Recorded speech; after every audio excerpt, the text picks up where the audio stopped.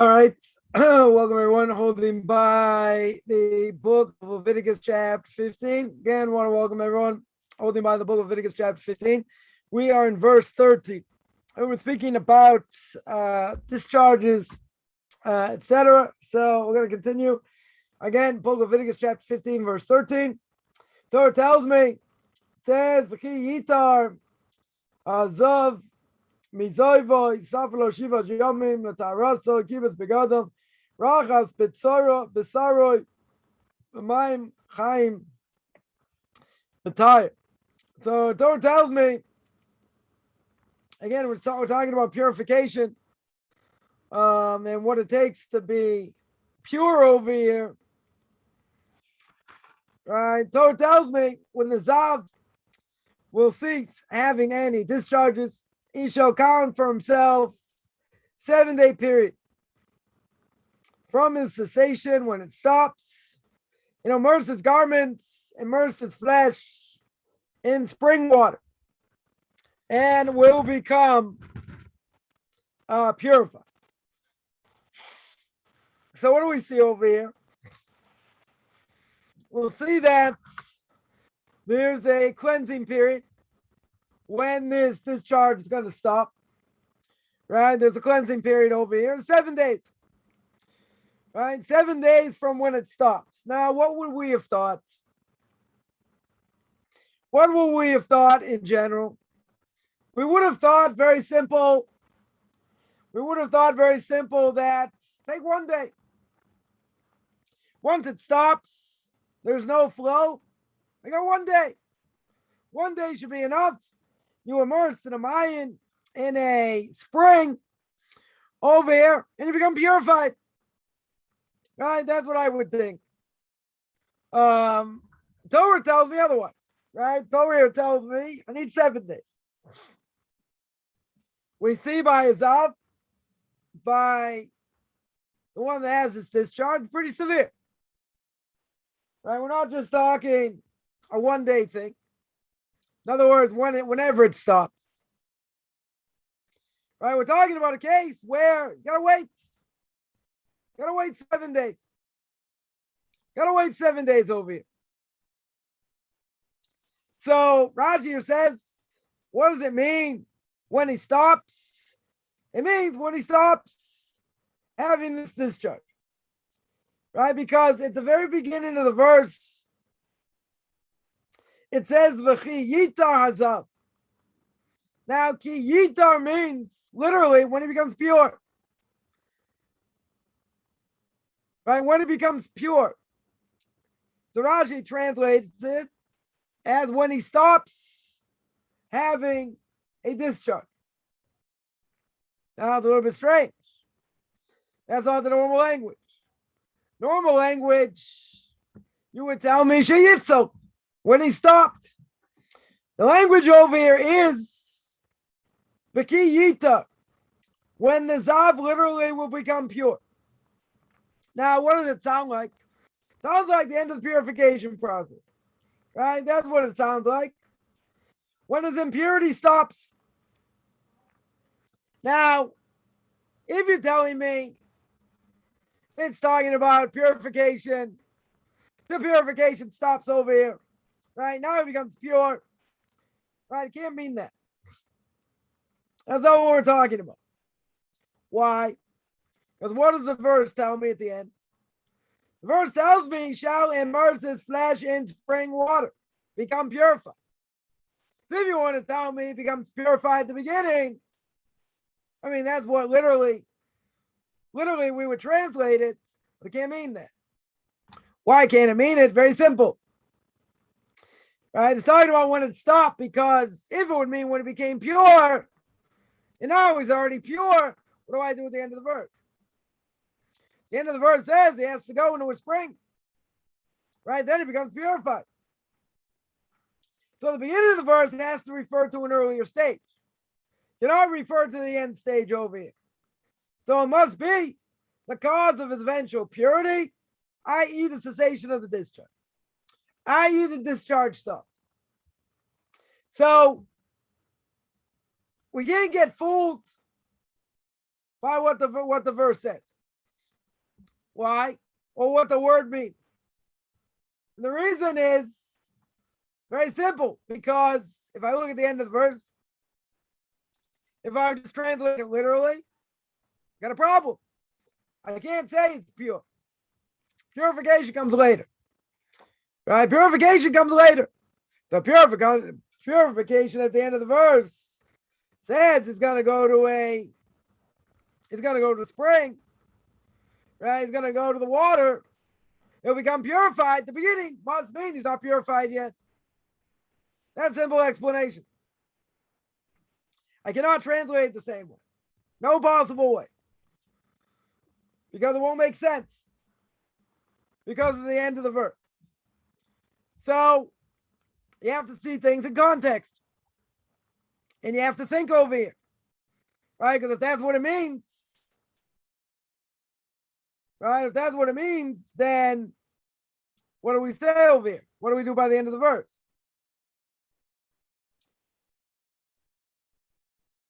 So Rashi states, clear, it's talking about where the discharge stops. That's the first thing. And then Rashi says, you got a 7-day period. You have to wait 7 days. You got a 7-day period, Rashi says, pure of the impurity of discharging, i.e. it stopped. Totally stopped. That he's not going to see a discharge during the 7 days. Right? So not seeing a discharge during this time means doesn't see anything. Doesn't see anything. And the days have to be consecutive. Why do the days have to be consecutive? Because if he has a discharge on the 3rd day, got to start again. Got to start counting again. Because it's got to be consistent. Because the Torah says 7-day period from when it stopped. So we're going to take that literally. Any time during that 7-day period, if it doesn't stop, then he's got to start again. Right? That's what we would say. That's what Rashi seems to say here. Right? It's consecutive. I need 7 complete days. So on the end of the 7th day, then you can immerse. But any time in between, if there's a discharge, no dice. Carpen's language. No dice over here. Right? You need 7 complete days. Otherwise, you got to start again. Now, as we saw before, the verse cannot tell me he's got to count 7 days for the days purified. Right? If he's already purified, he's purified. I don't count 7 days. Right? That's how, interesting enough, even Ezra says. Right? In other words, even Ezra learns he counts 7 days. Count 7 days after purification. So Rashi says not that way. Right? Rashi disagrees. It's got to be 7 complete days. They doesn't see a discharge. Not from the time, not when it stops, then he goes to mikvah, and then he counts 7 days. No, it's got to count 7 days first. Right? Against what Rashi said. Yeah, so here, even Ezra says that the words Yitar over here means purification. He's taking it literally. That means purification. It means you count 7 days after purification. Rashi says, can't mean that. Rashi disagrees. Because Rashi said, what do you do at the end of the verse? It's a before stage of purification. So there's disagreement here between Rashi and Ibn Ezra. Here, the Medrash also says that the Torah tells me he counts Shivat Yomim, 7 days. Now, the word Shivat, right, really it should have said Sheva, 7 days. Why does it say the feminine Shivat? Because Rashi learns, or the Medrash says, it's a 7-day period, consecutive days. And Rashi says that in a few different places. So Rashi's consistent. Rashi says what it says in a few different places. When it uses this language, it means consecutive days. So it's an unbroken chain here. An unbroken chain of 7 days. So interesting enough, we don't have any explanation why specifically 7. Could have been 3. Could have been 1. Right? Could have been 10. I don't know. Maybe 7 days of the week. 7 days of the week represent nature. Maybe. But the Torah tells me in any case I have to wait 7 days. It could be the severity over it. Because the person has a discharge. Right? We can't say it's nature. By a woman every month, that's nature. Right? That's a natural thing. This is not a natural thing. Right? This, someone did it to himself. You know, you're not going to say it's under onus. We're going to see. We're going to see. He has to be in control. And if he's not in control, this can happen. So therefore, we could say this is pretty severe. Who says I'm allowed to do this? Right? Or who says then I shouldn't be careful because of onus? Got to be careful. Right? 100% you got to be careful here. And if you're not careful, Torah says you got to wait 7 days. Right? That's how severe it is. Now, somebody asks, according to the verse, person at the end of the 7th day goes to immerse, but not his garments. No, he himself is pure. His garment, okay, also has to be done.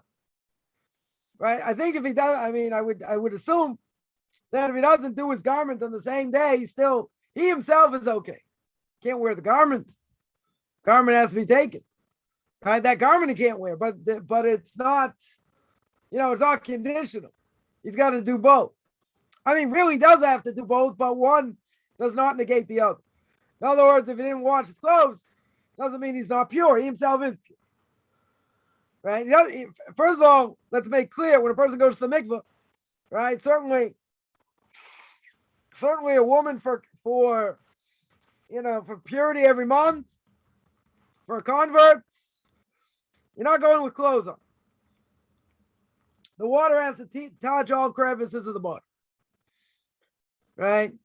There can't be any, we're going to see, we mentioned before as well, you can't have a barrier. You can't have a barrier between you and the water. Right? That you're not allowed to. The water has to go in. Water has to go in. Or has to have the ability to go in. So if there's any barrier, whether for the sake of a convert, or a woman, so then they have to go again.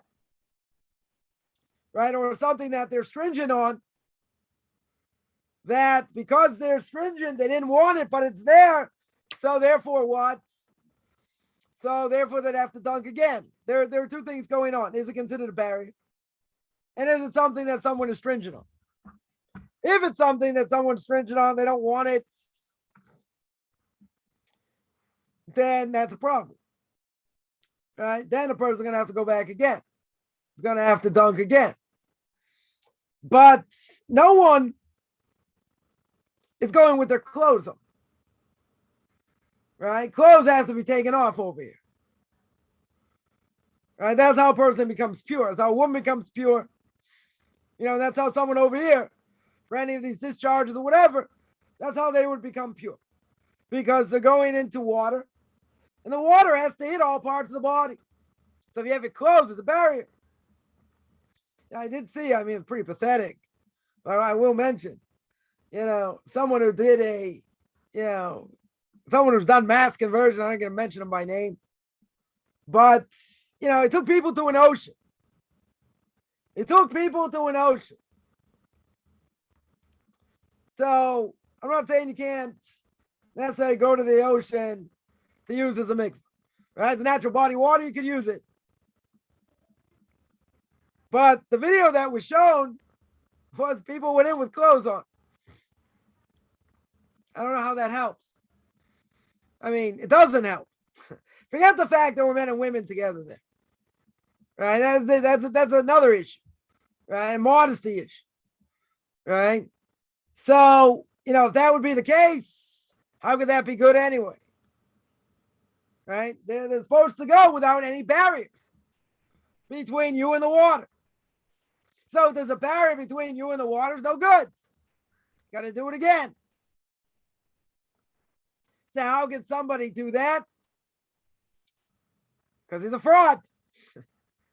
So frauds do things. They'll say I have my sources. They'll say all kinds of things. Right? But if they're a fraud, what does it matter? It's wrong. It's wrong. Say if it's wrong, no matter. You can dunk 100 times. You can do 50 cannonballs. Jump in the water. What's the big deal? 200 cannonballs. I don't know. Bring your rubber ducky. Do all kinds of things. But there's a barrier. There's a barrier between you and the water. It's called your clothing. And if there's a barrier, it's no good. Now, someone wants to ask the question, how can someone do that? How can someone do that for the sake of conversion? First of all, it's a mass conversion. That's problematic in and of itself. Second of all, you got clothes on. Right? That certainly couldn't nullify it. So you got a number of issues here without even going that much into detail. But clothes have to be taken off. Right? That's the whole point. It should get in every crevice or have the ability to get into every crevice of a person's body. Right? As long as there's no barriers in between. If I don't have any barriers in between, very good. But if I have a barrier in between, it's no good. Right? Could be a blessing in vain also. Right? When a woman goes, she makes a blessing. Could be a blessing in vain. So, Kaufman's law is, as we always say, if you're going to do it, you do it right. If you're not going to do it, don't bother. Right? But for goodness sakes, do it under someone who knows what they're doing. This is just a joke. Because anyone who knows anything about Jewish law, anything about Jewish law, they know this doesn't work. They know 100% this doesn't work. You go to the mikveh, you don't have clothes on. Right? You go, a guy goes to extra holiness, he goes on Friday. He goes on Friday, goes before a holiday. I didn't see anybody there with clothes on. Not that I was staring, right? But I didn't see any guys there with clothes on. Took a shower, jumped in, came out, whatever. Right? We'll keep this clean. Didn't have clothes on. Right? So, again, this is the extra purity. We're not taking impurity off. If it's talking about extra purity, you don't have clothes on, you go in, you go out. Okay, you want to take off impurity? You're not wearing clothes. You're absolutely not wearing clothes. That's the way it works. Anybody knows that. You ask an 8-year-old kid, he knows that. Right? He knows that. It's clear. So why would someone do that for conversion? Besides the fact doing a mass conversion. Why would someone do that? Because he's an idiot. I don't have any other, normally I don't answer these questions. Why did someone do this? Why did someone do that? But if there's a fraud, he doesn't know what he's doing. So he makes it up as he goes along. Right? But you can't have a barrier. That's the whole point. You don't have a barrier. Somebody asked, what can you use for a mikvah? Someone once asked me, I think either when I was first married or when I was engaged, I don't remember which. But they said their Reformed synagogue, they use a swimming pool. There's a problem with the swimming pool. Problem with the filter. By using a filter, right? Not to mention you need pure rainwater coming in, but okay, but using a filter is the problem, right? So a swimming pool is no good. You need natural water, natural body water, right? A river could be a natural body of water if it's deep enough. An ocean. I know somebody that was doing outreach in a place in the middle of nowhere. And his wife, to go to the mikveh, she went, where did she go? I think she went to there was no mikveh there, so where'd she go? I think she went to the ocean. Obviously made sure no people were around, whatever, went to the ocean. I think once she almost got hypothermia because it was so cold, and then she either drove a couple hundred miles or flew or whatever. But okay, that's tremendous self-sacrifice. Right. So when it's warmer, it's a lot easier. But you need a natural body water. Right? Either natural body water, natural rainwater, to come in. Swimming pool we can't use. Swimming pool we don't use. Right? So it's either, again, you could use a river, natural water, spring. You could use the ocean. Right? You go deep enough, not an issue. Now, someone there asks, the place has to be private. It should be private. But I'm saying, if someone goes and there's no one around, there's no one around. Or let's say you have somebody watching or whatever the case is. You make sure there's no one around. So you can use it. Should be private. Or it should be where people aren't around. Right? Either way. Right? Definitely should be private.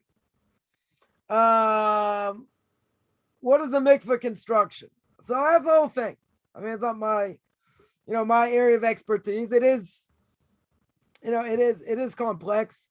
The water has to come in, whatever, the whole thing. The whole thing I would have to be constructed. I wouldn't be an expert in exactly how that's done, but whatever, you can look on Rabbi Dr. Google to see, to see how it's done. It's not my, not my area of expertise. What I do know is there has to be natural rainwater. That's for sure. Right? It's gotta, it has to be natural rainwater. So maybe 1 second here.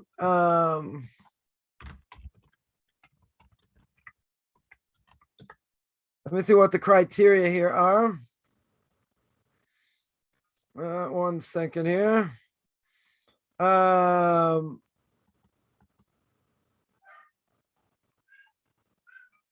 Yeah, so let me see here.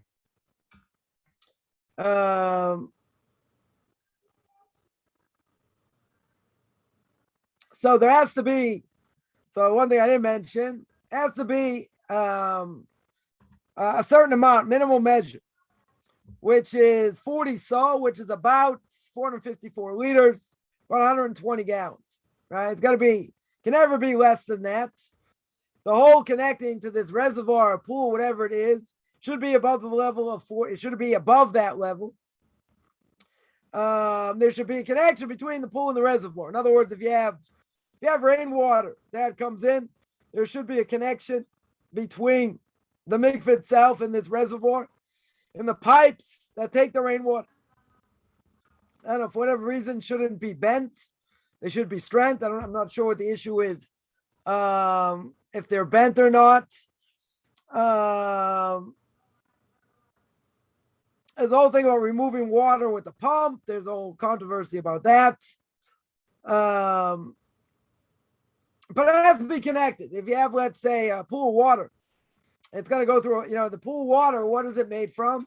Made from rain, right? So now that's going to go through. It's going to go through a pipe into this, into the mikveh itself. And it should be that, again, it should be that it's going to be about 120 gallons, minimal amounts,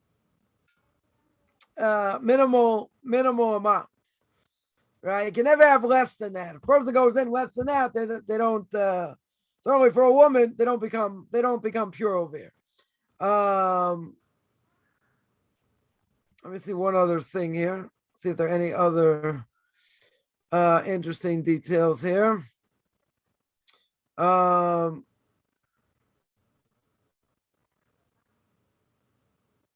right, that's something else. 1 second.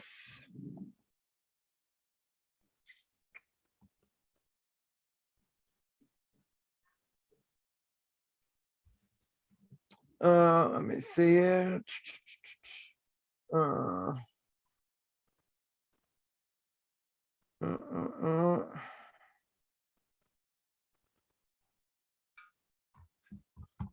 Yeah, so those are the general, I would say, are general rules. Obviously, it's much more, much more complex, but I hope that answers at least some of the questions. Someone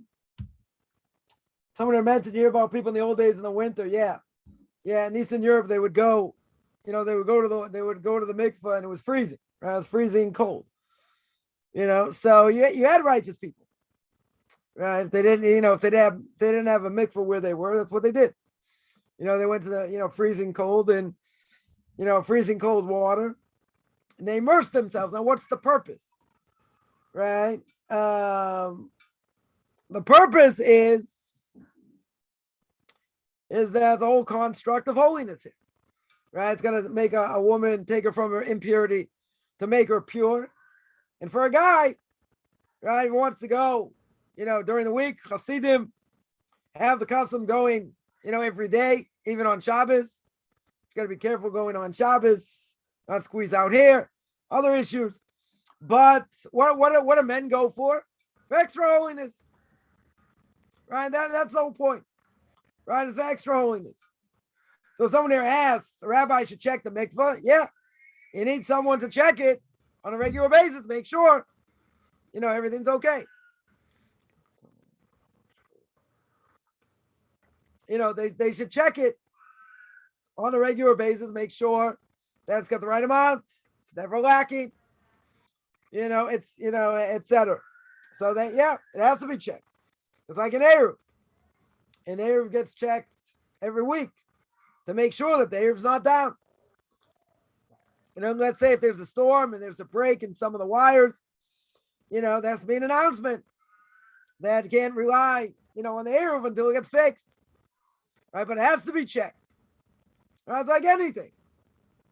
Tefillin, person has tefillin, they should check, once every 7 years, just to make sure, the letters are okay and all that.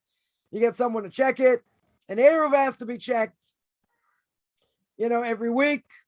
Person wears tzitzis, they should check them, make sure, if let's say some of them are ripped or cut, that they're still valid, that they're not, they're not invalid over here. Yeah, it's like anything else. Things have to be checked. Kashrus, things you got to check for bugs, different foods. Be careful what we eat. Careful of a lot of things. Right? So there are plenty of things that we have to be careful of, that we have to check. And if we don't know how to check, you better find out. Right? Get someone that knows how to check. Right? But certainly something like this that, a lot of people are using, a mikveh, an Eruv, that has to be checked on a regular basis. Because if it's not checked on a regular basis, how do you know it's good right now? Right? You're gonna say, well, I should check it every day. Right? I don't think a mikveh is necessarily checked every day. I could be wrong. Could be checked every couple days, maybe. Right? An Eruv certainly gonna be checked before Shabbos. Right? No question. Why? To make sure that, there's nothing wrong with it. So you'll have people that'll go around, they'll go around to know what they're doing to check. If there was a storm, whatever, to make sure that there aren't places that either, the lines are broken or other things are broken that would render it unfit to use. So yeah, it's gotta be checked. Got to be checked on a regular basis. Someone asks, can any of the water be from condensation? Natural water, but not. Yeah, it can't be condensation. I mean, in theory, let's say you had snow. Let's say you had snow in this pool that, eventually the snow is going to melt. Right? That's natural water also. Right? That can also go in condensation. I know condensation plays a role over here, right? It's pure water, right? Rainwater. That's where it's going to come from, right? So I would say that, yeah, if you had snow, the snow melts, you could use it, right? Essentially, you could use it because it's coming from, from rainwater, right? But anything else, I don't know. Condensation going to help over here? I don't think so. I think it's going to be pure, pure rainwater. the water must not be contaminated. It's got to be moving, right? That's true, right? It should be moving. As far as I understand, yeah, it should be clean, right? That obviously, if it's dirty, that would be an issue. I don't think it'd be a question about that. Let's say there are chemicals in the water. Let's say, would that nullify it? I don't think it would nullify it. I mean, it wouldn't be healthy. Definitely wouldn't be healthy. I don't think it would nullify it, right? If it was, contaminated, wouldn't be a good thing to do. Wouldn't be a good thing to use. But, again, these things are checked, on a regular basis. So, how do they keep that other type of water and stuff away? I don't know. It's a good question. But obviously they have their ways of doing that. So obviously they don't want it to be contaminated. Yeah. If it be polluted, you're not going to go in that water. There's no question. Right. It's no question. Let's say it was clear.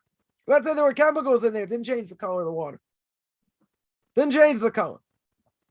So I don't think, as long as it's pure rainwater, and you have more than 120 gallons of water in there, and you have other stuff in there, I don't know if that matters. I don't think it nullifies. Color would matter, right? Definitely color would matter. That would make a difference, right? But if the chemicals, let's say, the same color, I don't know if that necessarily nullifies it. I don't think it nullifies it. Changing color would. But yeah, obviously it's polluted, it's dirty. Yeah, you're not going to use it, right? You're going to have to dig it out and whatever. You're not going to be able to use it, until it's redone. Until it's fixed. And there are things that can happen. There definitely are things that can happen that can go wrong. So maybe pipes can get clogged. Heating element burns out. I mean, there are a number of things. A number of things that could happen technically that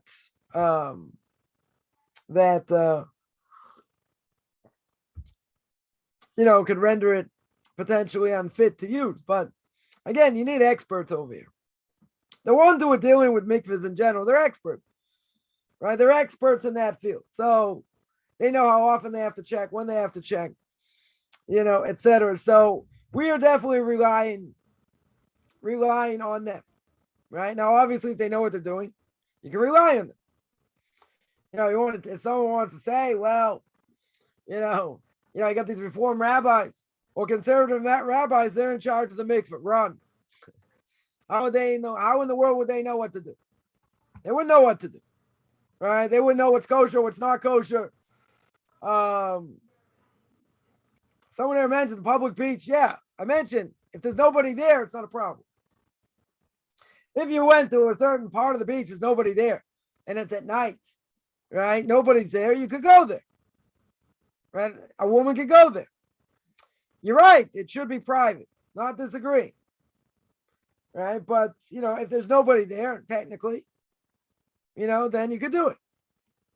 But certainly better to be private. Water must not be contaminated, right? Bacteria would have to be controlled, right? Right. That's why there are plenty of mikvahs out there that have filters. Right. That's what filters do. Some are against filters. My Rebbe being one of them, I would think everyone else pretty much disagrees with him on that. But regardless,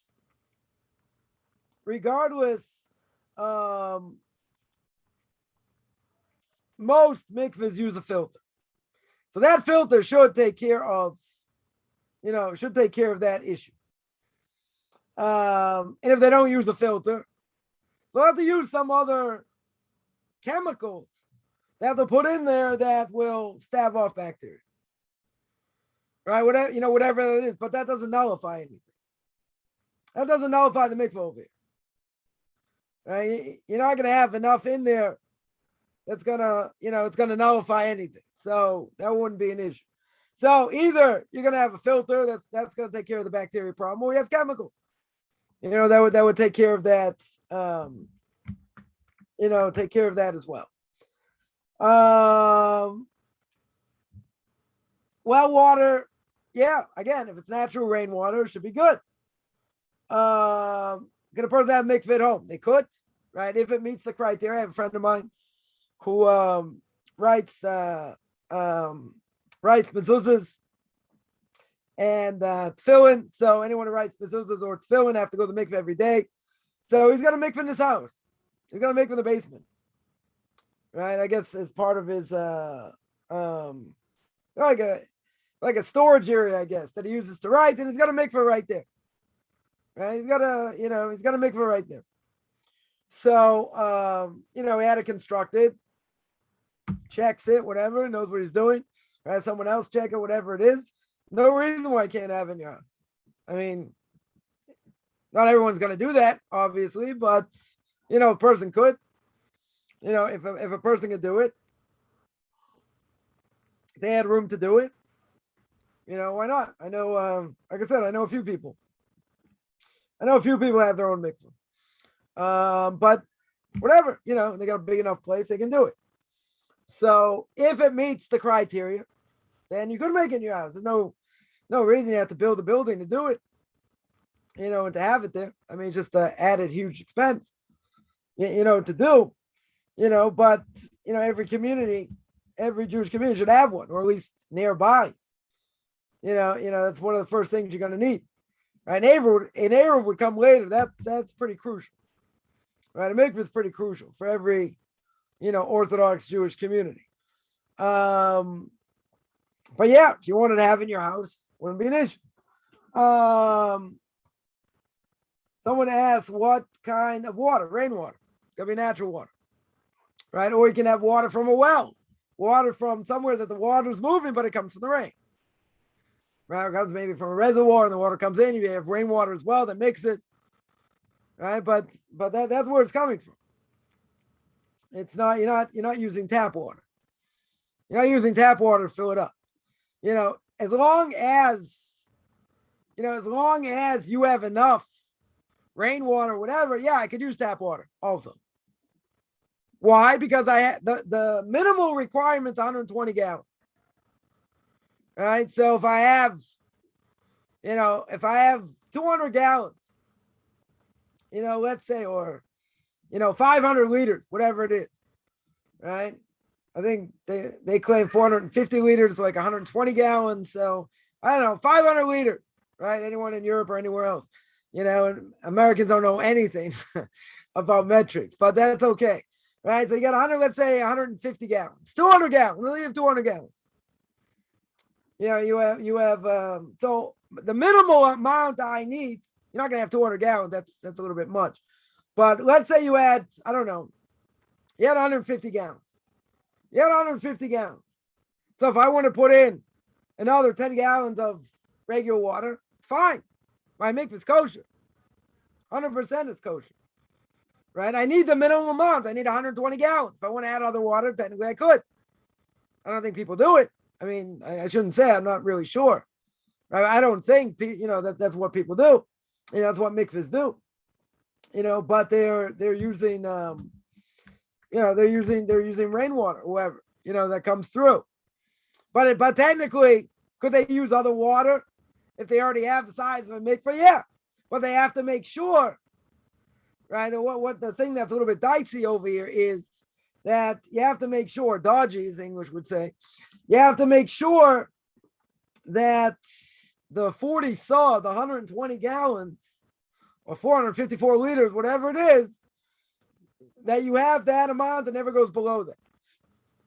In other words, let's say some of it evaporates. Could happen. Some of it evaporates. Now, if some of it evaporates and I only have other water from, let's say, tap water that I can't really use for the mikveh, then my mikveh is no good. Right? So that you got to be careful. Now, if you had an abundance, let's say you had 100 and, I don't know, You had 140. You had 140 gallons. You're still going to have to measure. It's going to be hard to measure here because you're going to have to measure to make sure it never goes below 120. And then the other water's already mixed in. So if the other water's already mixed in now, we got a problem because I don't know how much I really have over here.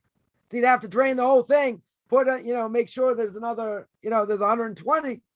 I don't think it's something you want to mess with because if it does evaporate, then the amount of water that's added from this other water will nullify it because it's not coming from the right place. Right? Because you're never going to be able to tell. How do you know which water went out? Which water evaporated? You want to tell me it's the tap water you put in evaporated? Or you want to tell me it's the other water? It's really the mikveh water that evaporated. The answer is you're not going to know. There's no way to tell, so it wouldn't be something you should mess with. Right? And again, anyone who's ever been to a mikveh, they know they're not that big.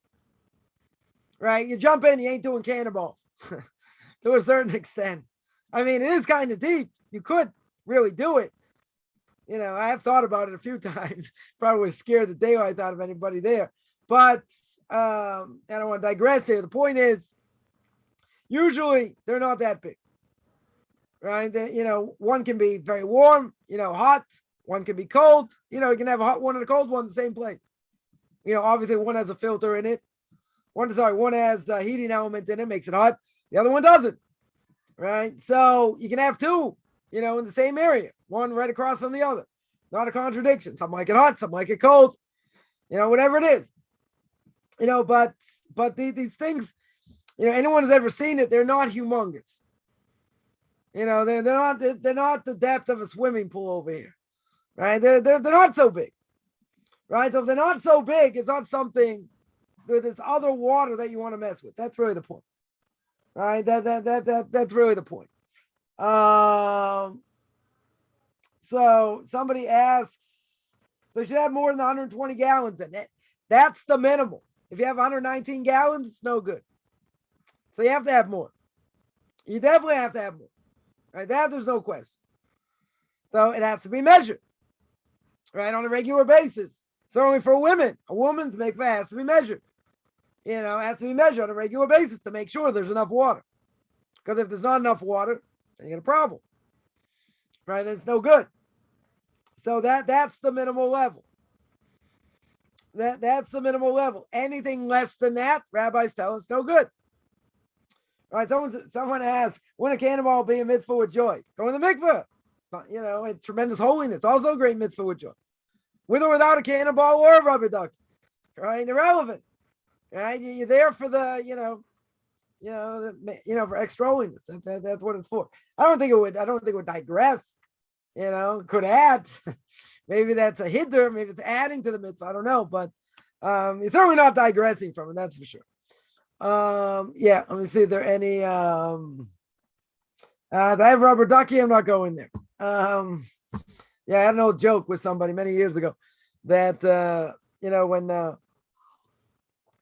converts go to the mikveh, I would always say, don't forget your rubber duck, when you go.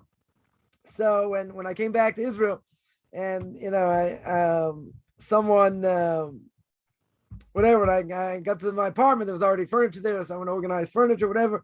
And on the table, in my living room at the time, there was a rubber ducky.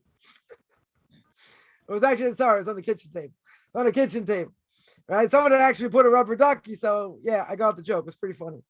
Anyway, any other that was a joke. You go to the swimming pool, you go to the bathtub. It's like a bathtub in a certain way, right? So you got a rubber ducky, right? So that was a joke. Any other questions on any of that? So let's go a little bit further. So verse 14,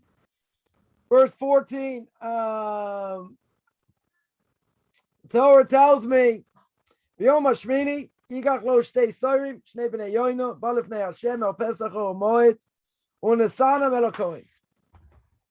So, verse 14 here tells me, okay, you went to the mikveh, became purified, and then So that's on the 7th day, right? 7th day, I don't see anything. So I go on the 8th day.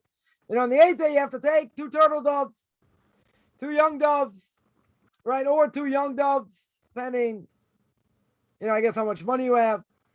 And you come before God, before Hashem, to the entrance of the tent of meeting, give them to the Kohen. Now, you're bringing these doves. Why are you bringing them? Sacrifice. Right? Sacrifice over here. Not enough, you just became pure. Right? Yeah, you have to realize, just like a mitzvah. Someone spoke Lashon Hara, God forbid, against someone else. They become pure. Right? They have to bring a sacrifice. Right? We don't have sacrifices today. But even if this would happen, we're not going to bring a sacrifice. There's repentance. That's all we have today. Right? And in this case of a Zav, really doesn't apply anyway, in many ways, which we're going to see. But in general, that was the status. The status was that you had to come before God, the entrance of the tent of meeting, and give them to the Kohen. Now, you can only imagine. Someone who comes, brings a sacrifice. Now, let's make it easy, so at least we can feel it a drop. Imagine a person does it, is bringing the sacrifice at sin offering. Right? The sin offering, something you did wrong.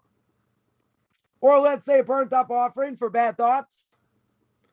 Now, you're bringing it to the Kohen, the Kohen's going to bring it.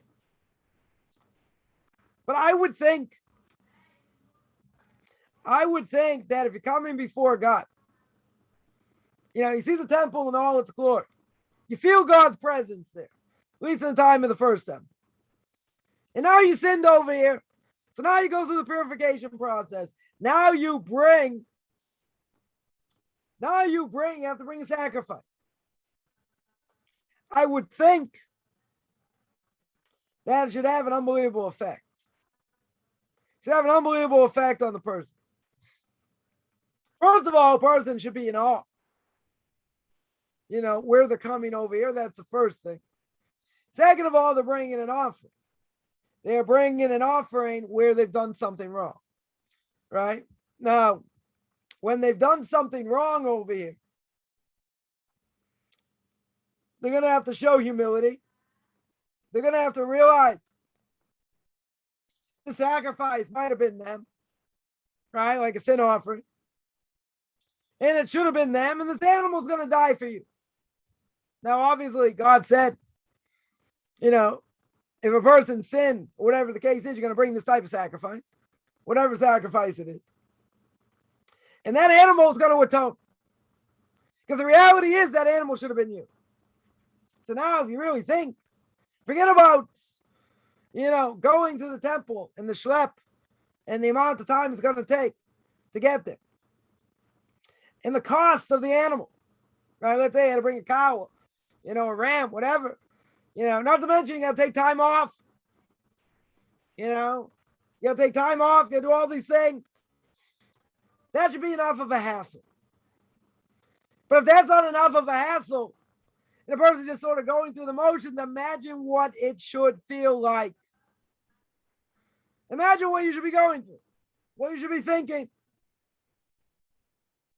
So the Vilna Gaon, or Elijah Vilna, more than 250 years ago, said one of the things he wanted to see before he died was the rebuilding of the temple and what it's like and what the person looks like before and after sacrifice.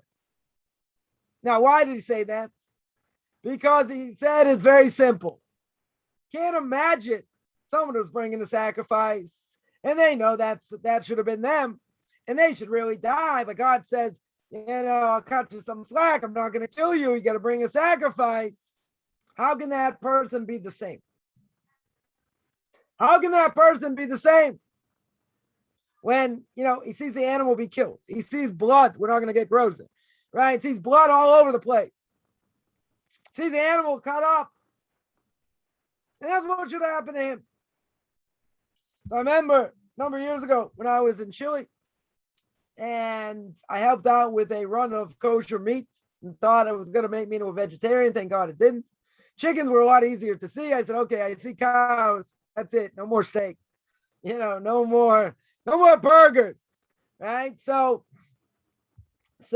I watched, one of these animals being slaughtered, and I watched it from beginning to end. I saw the animal being dragged, being killed, being cut open, all this, and having the meats, be put in water, tremendous amount of salt put on there. That's why kosher meat tastes so salty, because they put a ton of salt to drain the blood, right, to get rid of any blood. And I saw this operation, at least, one of the animals from soup to nuts, from the beginning to the end, and tried to imagine that, I'd done something wrong. If I'm doing something wrong, this is what I have to do. I have to bring this sin off. I mean, a cow's pretty big, pretty big animal, and you see what it goes through. And you see the whole process. We're not going to get gross, right? You see the whole process. So now imagine, says the film the goat. A person realizes that cow was supposed to be them. That ram was supposed to be them. That goat, whatever. That was supposed to be them. The whole purpose of a korban. What's the root of the word korban? Kuf reish beis. The root of the word kuf reish beis. What does it mean? It means to draw close. So you get all the PETA activists. They're like, you ain't sacrificing nothing. What does this cow do? This cow didn't do anything over here, right? Animal rights. Not about animal rights here. God says, bring up the cow. That's it.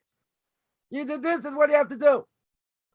So you realize, or a person should realize, this should have been me.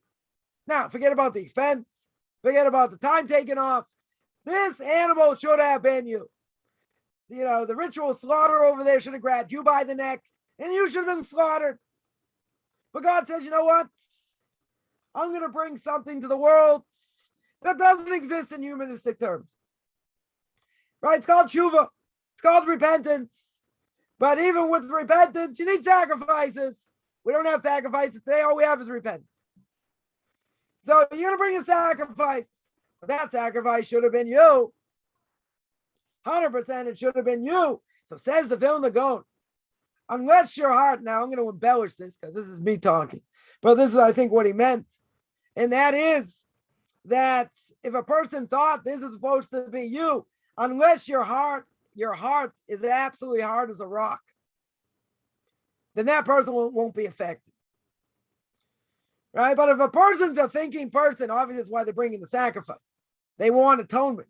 But if they understood this is what should have happened to them. Now, I wanted to see, in a lot of countries, they don't allow ritual slaughter. And the reason they say it's because it's not humane. It's inhumane. Now, if anyone's ever seen a ritual slaughterer's knife, it's extremely sharp, razor sharp. They used to, Talmud says one way to check to make sure there were no nicks, right? They would put it over their tongue. So I remember when I went, I told the ritual slaughter, I want to see that. I want to see you do that. I want to see that you don't have any marks in your tongue. I want to see how it's done. This guy looked at me and was like, we don't do that. Like, what are you, nuts? We don't do that. Yeah, but the Gemara said, yeah, but we don't do that. There are other ways to check. But that was one way to check. Put it over your tongue. See if there are any nicks. If you don't have a tongue left, there's no nicks. Right? We're not going to get gross here. Right? But so this thing, this knife. Oh, how to get onto that? Because this knife is razor sharp. Razor sharp. Now, what does the ritual slaughter do? Right? You hold the animal, you get underneath the neck, right? You take the trachea, with the windpipe, you do a lateral motion, the animal will die straight away. Right? Within seconds. Now, the reason they say it's inhumane is because they're anti-Semites. Because anyone who knows how ritual slaughter works in the way that the animal dies the quickest. Windpipe, trachea, taken out. One shot. Right? Early commentators say that you're going to do it in such a swift motion, basically you're going to cut the head off. And that's easy. And that's what you should do, because then the blood drains easier. Again, we're not going to get gross here, but that's what should happen. That's exactly what should happen, because that's how razor sharp it is. Now I got to make sure you don't hit any bones, right? You don't hit any, you don't have any nicks over here, whatever. It's the whole thing. Can't do it yourself. You got to learn. First of all, you got to learn the laws. The laws are very complex. Not only they're very complex, even if you go through the laws, someone has to train you. Can't do it on your own. Now, that being said, I said, okay, you get all these countries in Europe ban ritual slaughter. So they can't do it. So instead, they have to import meat. But there was a case in Switzerland many years ago, and there's a response by the 3-day age. 3-day age was Rev Yechiel Weinberg, blessed memory. And he's got a commentary. He's got question and answers, different things, and he's got a commentary on the Talmud. And one of his main things on the Talmud, his commentary, is on Tractate Chulin, which discusses about killing animals. So one thing he discusses over there is about an animal that's in danger of dying. The question is, if you slaughter it, if you ritually slaughter it, how do you know it didn't die before? Right? You got to check it, the whole thing. So he brought up the following question. Which fills up most of the book. How do I know? Because many years ago I went through most of it. And there was a question in Switzerland where they claimed, go figure, they claimed that ritual slaughter was inhumane. So what did they do? So they said, if you want to ritually slaughter, you have to stun the animal first. I.e., you have to give it juice. You have to electrocute it. You don't kill it. But if you electrocute it, you give it some juice, no pun intended, then you can ritually slaughter it. Now, that's humane. You're frying this animal. Now, obviously, they know how much juice to give it. Otherwise, they'll kill it. So, I can't even imagine. You put this thing on top of the animal, and you're zapping him with electricity. That's humane. But the 3-day age had a whole question. He had a whole question if you're allowed to do that. First of all, you're right. It's causing pain to the animal, no question. But there's another issue going on. The other issue is that if you give juice to an animal, let's say to a cow, how do you know you're not killing inner organs? How do you know you don't just fry his brain? If you fry his brain, that makes it into a treifa, right? There are 18 things. The Talmud tells us makes an animal into a treifa means it's not going to live for 12 months. Normally, a person uses the word treif as saying it's not kosher, but there's a technical definition.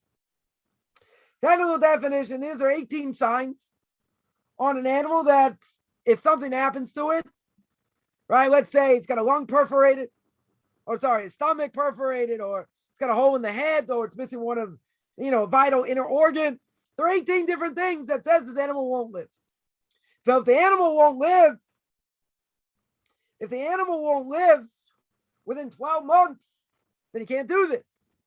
Now the problem is, even if you don't give it so much juice, so the 3-day age over there said, even if you don't give it so much juice, what could happen? You could fry, no pun intended, you could fry one of its inner organs.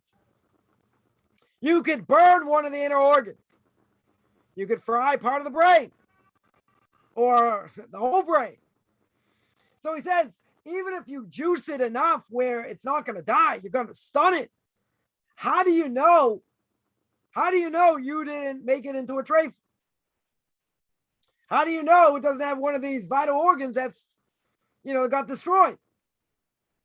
So what's the simple answer? Simple answer is, okay, check the animal. Check the animal afterwards. And you can find out. Right? So that you could probably do. But he says we don't know what it does. Essentially, even if you don't kill the animal, we're not sure what it does. But there's no question you don't get out of the other issue. What's the other issue? Tsar Baal Chaim. You're causing pain to the animal, unnecessary pain. You're making the animal suffer. So by making the animal suffer, what happens? Forbidden. That you're not allowed to do. So you're going to say, well, does the animal suffer by ritual slaughter? Minimally. Well, that's part of the process. Right? But, if you're doing you're causing a pain that it doesn't deserve, that's an issue. Right? Not only is it an issue, there are many rabbinical authorities hold that Tsar Ba'al Chaim causing pain to an animal is a Torah prohibition. Not a rabbinic prohibition. Oh, the rabbi says, no, very well could be a Torah prohibition, according to many. So that would be forbidden. That would be forbidden. So the 3-day said not allowed to do it. So we won't have meat here. We'll have to import it. Right? He did not want to permit in any way, shape, or form. Doing this, there are too many doubts. Too many doubts. But I remember, as I was going through it, page after page, I mean, it's a pretty fat book. Most of the book was filled up with just this question. So I will say, I was thinking, that's why I brought up the story, because I was thinking after we were finished with however many animals we finished with, the non-Jews came in and they started slaughtering animals. So I said, you know what? I'm just going to watch a couple and just see how humane what these non-Jews do. Now, I saw this with my own eyes. I'm not saying in every place it's like this, etc. But I saw them hacking this animal to death. You heard the animal bellowing. They're hacking this animal to death. So for us, the animal dies in 3 seconds. Not even. So ritual slaughter, that's inhumane. That's totally inhumane. They're hacking the animals left and right. That's humane. Yeah, that's called anti-Semitism. That's the only way to explain it, because if they ever saw a ritual slaughter in general, they could never, ever, ever in a million years say it's inhumane. Now, they could claim maybe the way some of the animals are handled, maybe they could do a better job. That could be. That very well could be. Right? But slaughtering the animal itself, right, that's not inhumane. First of all, God allows us to eat meat. But second of all, the way the animal is slaughtered, obviously non-Jews never seen it, because if they saw it, they would never make such a claim. You can never make such a claim. You cut the animal in the neck, you cut off the flow of blood, it dies instantly. So where do they get off saying it's inhumane? Because they're anti-Semites. That's the whole point. Oh, you're throwing around the word anti-Semite. How else do you explain it? It's not a natural thing. It's not inhumane. The animal dies straight away. You want to tell me hacking the animal is better? I don't think so. Hacking it so it's bellowing, it doesn't die straight away, suffers like no tomorrow. Here, the animal doesn't suffer. Now, if you want to be a pet activist, whatever you call them, they're going to say you shouldn't be slaughtering animals anyway. That's a different issue. Whether we're allowed to eat meat or not, we're allowed to eat meat. We're allowed to use animals, try and cure diseases also. We're allowed to eat them, right? We're not allowed to abuse them. Eating veal, person probably shouldn't eat veal the way they keep them.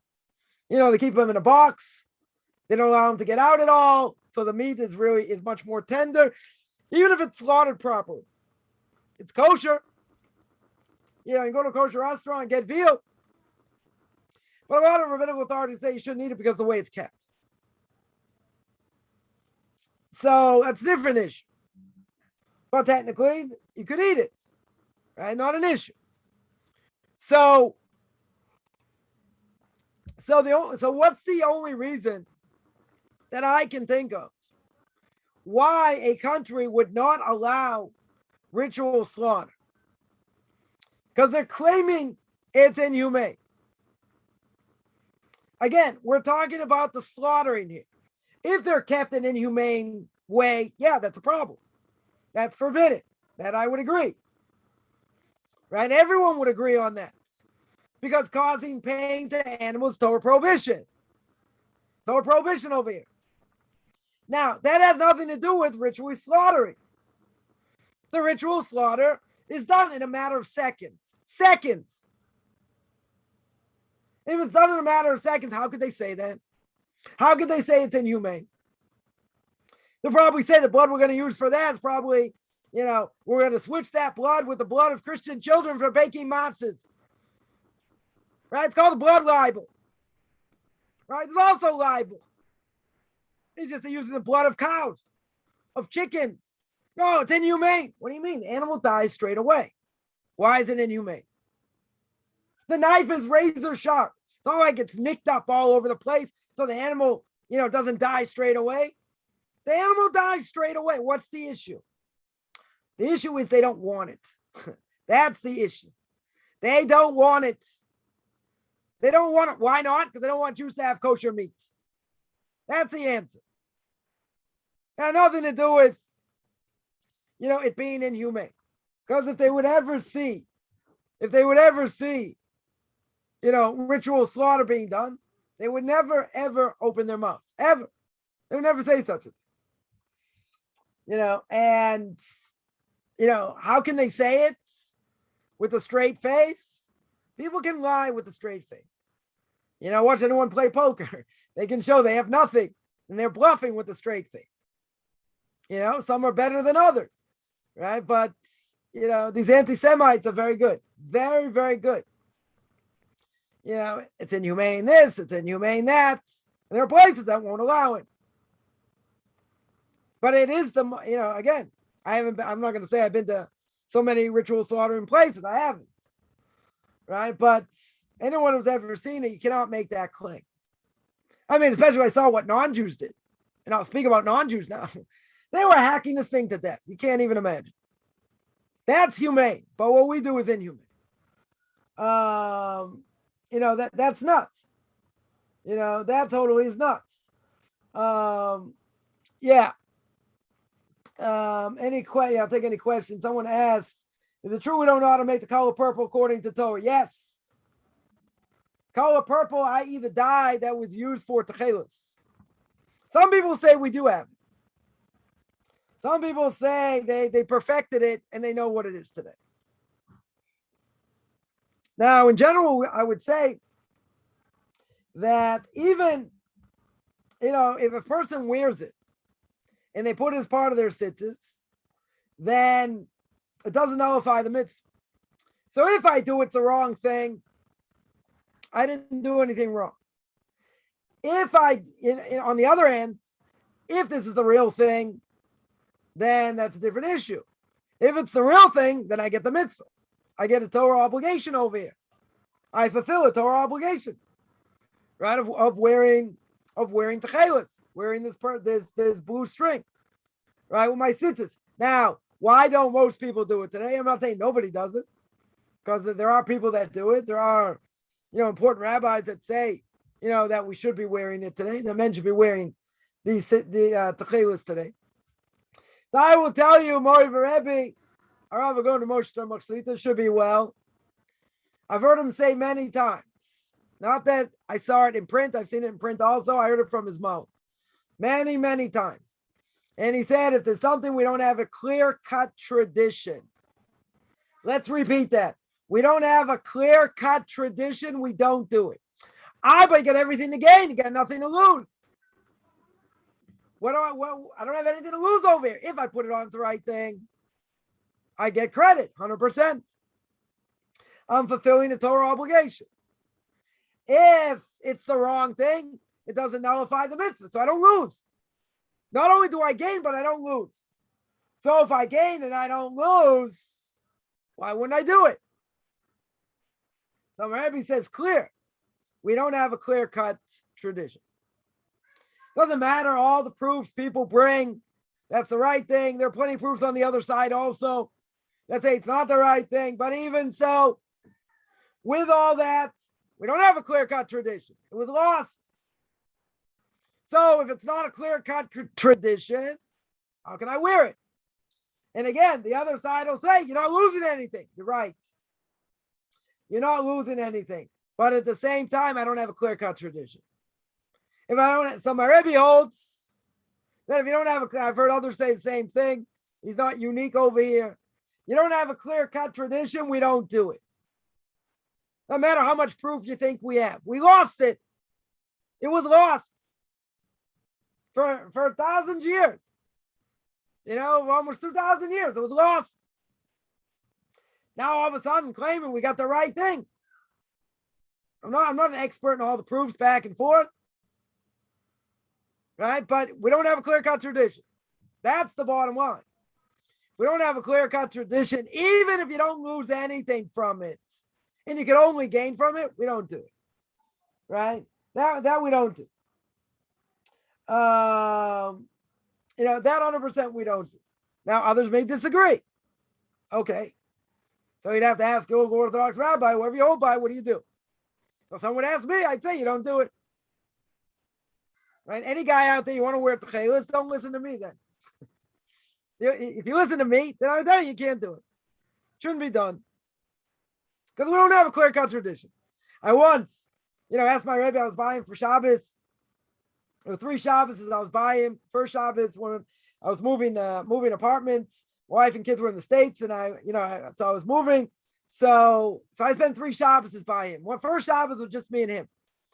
Right? It was unbelievable. Right? His wife was sick. He had a Filipino taking care of his wife. It was just me and him at the meals. Nobody else. None of his grandkids, none of his kids. It was like unbelievable. I could ask him anything. So I asked him during lunch, I said, by the way, do we have a tradition on turkey? Some people say, there's some rabbinical authorities, we don't have a tradition on turkey. So some Sephardic people don't eat turkey, but most people eat turkey. Right? The whole question if we have a tradition on it or not. So I asked him during lunch, I said, by the way, do we have a tradition on turkey that we can eat turkey? So he goes, I don't know, but you just ate it. So I said, hey, whose rabbinic supervision is this? He goes, you can eat it. I checked it. It's okay. I said, you sure? He said, yeah, don't worry. You can eat it. He's like, don't give me a hard time. It's all right. But he said, that we have a tradition on. In Ashkenazic Jew, we don't have a tradition on kosher locusts. I'm sure many Ashkenazis are going to be dying. They want to eat locusts. There are some Sephardic people, some Persians. They have a tradition on certain type of locusts that are kosher. Sorry, not locusts, grasshoppers. Grasshoppers that are kosher. They high in protein. I can't tell you, right? But Ashkenazim, we do not have a tradition of which grasshoppers are kosher. Persians do, right? Some Sephardic people also do. Now, that's one tradition I'm glad we don't have. I don't think it's something that, it would tempt my appetite. I want to eat a kosher grasshopper. I don't think so. I can find plenty of other unhealthy things to eat. I have to eat a grasshopper. I remember once, I think in 4th grade or 5th grade, when someone, some science experiment or whatever, someone brought in seaweed. I'm like, yeah, we had to eat seaweed. That was nasty. Forget about bugs and who knows what else. But that's probably number 2. I wouldn't want to test. Grasshoppers, probably number 1, right up there. Regardless, Ashkenazim, we don't have a tradition. Some Persians, they have a tradition. So good, let them eat the grasshoppers.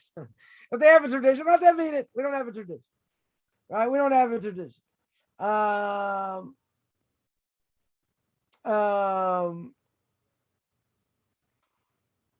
Someone asks, fake meats, beyond meat products. If it's made to taste like non-kosher animal, is that an issue? It's not meat, right? They got this thing out there. God forbid anyone should miss it if they kept kosher. If they never kept, if they didn't keep kosher, now they keep kosher. And that is, they got fish. They call it. It's not shrimp, right? It's fish. It's kosher fish. Well, what do? They spice it to taste like shrimp. Or they have bako bits. I'm sure they still exist. I remember they came out when I was, much younger. And they're all chemicals. Probably kill you in the process. Totally unhealthy, right? But anyone's ever tasted bacon, right? You taste that. Similar. Now, someone asks if there's a philosophical question here. Very good philosophical question here.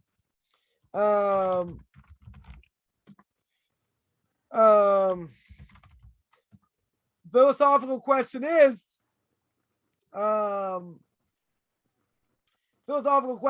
should I be eating it? Because really, it's tasting like something.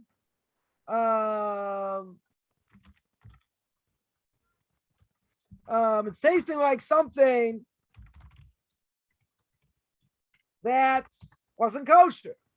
But over here, it's totally kosher. Right? So if it's totally kosher, but really they're doctoring it up. That's what they're doing to make it taste like something non-kosher. Is there really anything wrong with it? Even the Talmud speaks about it. Person wanted to taste milk and meat. They would eat the udders. Udders have milk and meat together. Right? Be an utter disaster. But it's a person, technically, a person can eat udders. How can you eat an udder? Right? A person wanted to taste the milk and meat. Basically, you'd have to take the udder. Sounds pretty gross, but you have to take the udder and put it through a vice. Some sort of vice. I remember, taking shop class, 7th grade, people would stick their hands in the vice. My shop teacher would say, in 7 words or less, 4 words or less, what does don't touch the vices mean? Like, duh, right? So here you'd have to take the udder, so to speak, and put it through some sort of vice and squeeze out all the water. All the milk. Now, today, Sephardim have a tradition. Sephardic people have a tradition how this is done. And it's certainly not cheap. Definitely not cheap. Right? It's probably, I'm not going to say double the price, but it's pretty expensive. Pretty expensive. We, Ashkenazim, have lost that tradition. There are a few people in the generation know how to do this. So, the Talmud already says, person wanting to taste milk and meat together, go have an udder. Go have a piece of an udder. Right? If it's kosher properly and all that, right? That's what you would take. Seemingly, it's okay. Seemingly, that would be permissible. But over here, I can also say that really, there's nothing wrong with it. Right? Technically, zero wrong with it. Because it's not the same product. Bacon bits, yeah. It tastes like bacon, but it's all chemicals. It's been doctored. It's all chemicals. It's not shrimp, okay. It's been seasoned a certain way, but it's fish. The question is, if someone grew up with that, why should they eat that? Why should they eat it? Right? That's the question. Why in the world should they eat it? So simply I would say maybe shouldn't. Right? Why do I need that taste? I mean, for goodness sakes, M&M's are kosher now. We're not missing anything. Oreos are kosher now. Not missing anything. That was a big thing when they became kosher. I remember someone once said, oh, what's unkosher about M&M's? You want to know? I said, I'll tell you what was unkosher about it. They had a certain dye on the red M&M. You know what the dye that was? I'm not going to gross people out here. It was a red ant. That's what they used.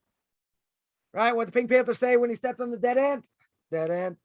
Dead ant. Anyway, it was a red ant. You never know where you get in these classes. It was a red ant. They used the dye from a red ant. That's what made it not kosher. I'm sure there are other dyes in there also. That was a famous one. They're like, I don't believe you. Okay, look it up. Right? They would never do that. What do you mean? Why not? They put all kinds of garbage in food. You'd be shocked what they put in food. Not even going to go there because no one would ever eat anything processed. But in general, you get all these things that are kosher. The OU has 50,000 products and more. You go anywhere in the world, go to some, gas station, you'll find food that you can eat. Potato chips, cookies. I mean, not healthy stuff, but, you find stuff in the middle of nowhere. They're pretty amazing. So why do I need to eat something that I know was once, why do I need that taste? So maybe some people do. It's the same thing we spoke about once, about taking non-Jewish songs, non-Jewish music, and putting Jewish themes to them. Now, some people may need that. Some people may, they remember these old songs. So for them, it's good. For them, it's a good thing. other people, I would say, why do you want to listen to non-Jewish music? There are plenty of people out there playing Jewish music. I forgot to send a list to people, right? But there are plenty of people putting out non-Jewish music. It's not necessarily their own. I mean, some of it is. Some of it's based on other non-Jewish music. It sounds like non-Jewish music. And I remember, being at a wedding, and they play during the meal, they're playing this background music, and there was non-Jewish music. I mean, I thought one of them was the Rocky thing. It was like then, it was funny to a certain extent. Nobody knew. I mean, the only people that knew were the people that knew. I looked at somebody, whatever, an English speaker. I go, are they playing what I think they're playing? They're like, I think so. They don't know the difference. They just think it's good music or whatever. Same thing. People put in their sukkah. They put in, decorative lights. That are Christmas lights. They don't know the difference. I was like, a friend of mine had these lights. I'm like, get those things down. Don't you know what they are? Don't you know what they represent? It's not idolatry. No one's worshiping these lights. Right? No one's worshiping these lights. So it's not idolatry by any stretch. But still, it's what it represents. So I would say the same thing by non-Jewish music.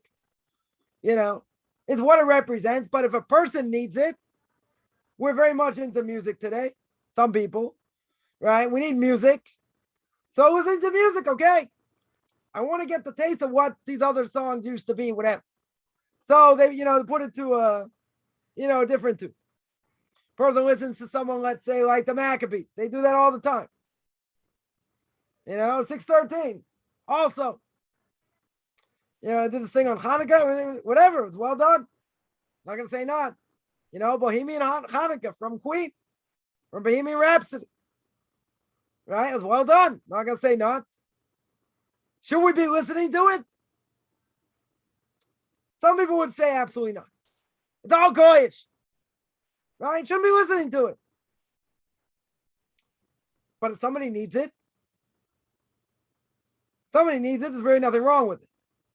Technically, there's nothing wrong with it. So, it depends. It depends what it is.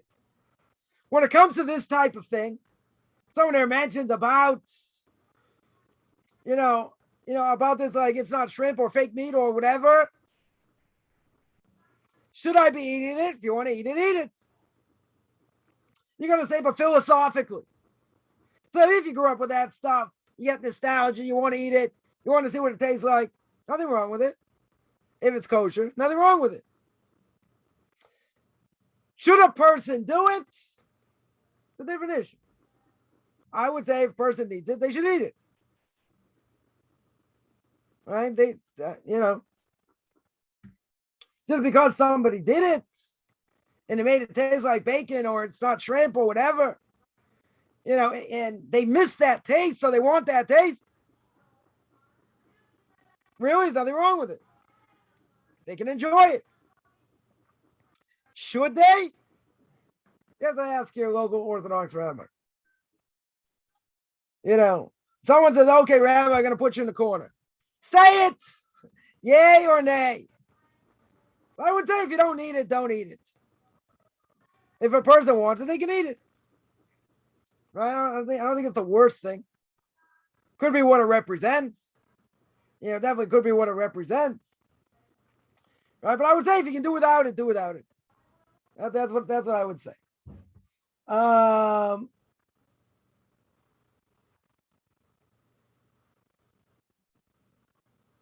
asks, what about Yemenite Jews keeping something Sephardic Jews don't? For example, eating some insects, some locusts. What about it? They have a tradition. They have a tradition what's kosher. Not everybody has the same tradition. Yemenites and Sephardic people don't have all the same traditions. Right? They don't have all the same traditions. So if they differ, and a Sephardic person going to eat a certain type of locust, let's say, or grasshopper, and a Yemenite doesn't have that tradition, he won't eat it. That's not a contradiction. Right? That's not a contradiction. They could have different things that they, one will eat, one won't. They could have different traditions on what they are. Right? I'm not necessarily up to date on these different nuances, or Persian, what Persians eat, these type of grasshoppers or other things, right? The question is what they have a tradition on, right? Difference between the Ammonites and the Sephardim. Could be they have different traditions on different things. I don't know if they agree on all different, the same type of grasshopper and, and all that. They could totally differ, but again, the difference is because they have different traditions. Who's to say they have the same? Right? It's not a contradiction. But who says they have to be the same necessarily? There used to be a shellfish with a blue thread. Yeah, it's called a chilazah. Some say it's a corpulous mucus, whatever it's called, some sort of snail. Others say it's really going to be a fish. Right? That's the blue thread. That's tchelis. That's what we're talking about. That's what we were talking about before. Right? So there are those out there who think they've rediscovered it. And there are many, many others, vast majority, hold not that way. It's not the same thing. So it's not the same thing. Why would we wear it? And the answer they would say is you would wear it because you don't lose anything.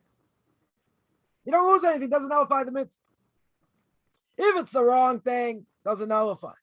If it's the right thing, I get the mitzvah. Says Moy for Rebbe, you don't do it anyway. Why don't you do it anyway? You don't do it because we don't have a clear-cut tradition. We don't have a clear-cut tradition. You don't have a clear-cut tradition. We don't do it. That's it. We don't do it. But you don't lose anything. So what?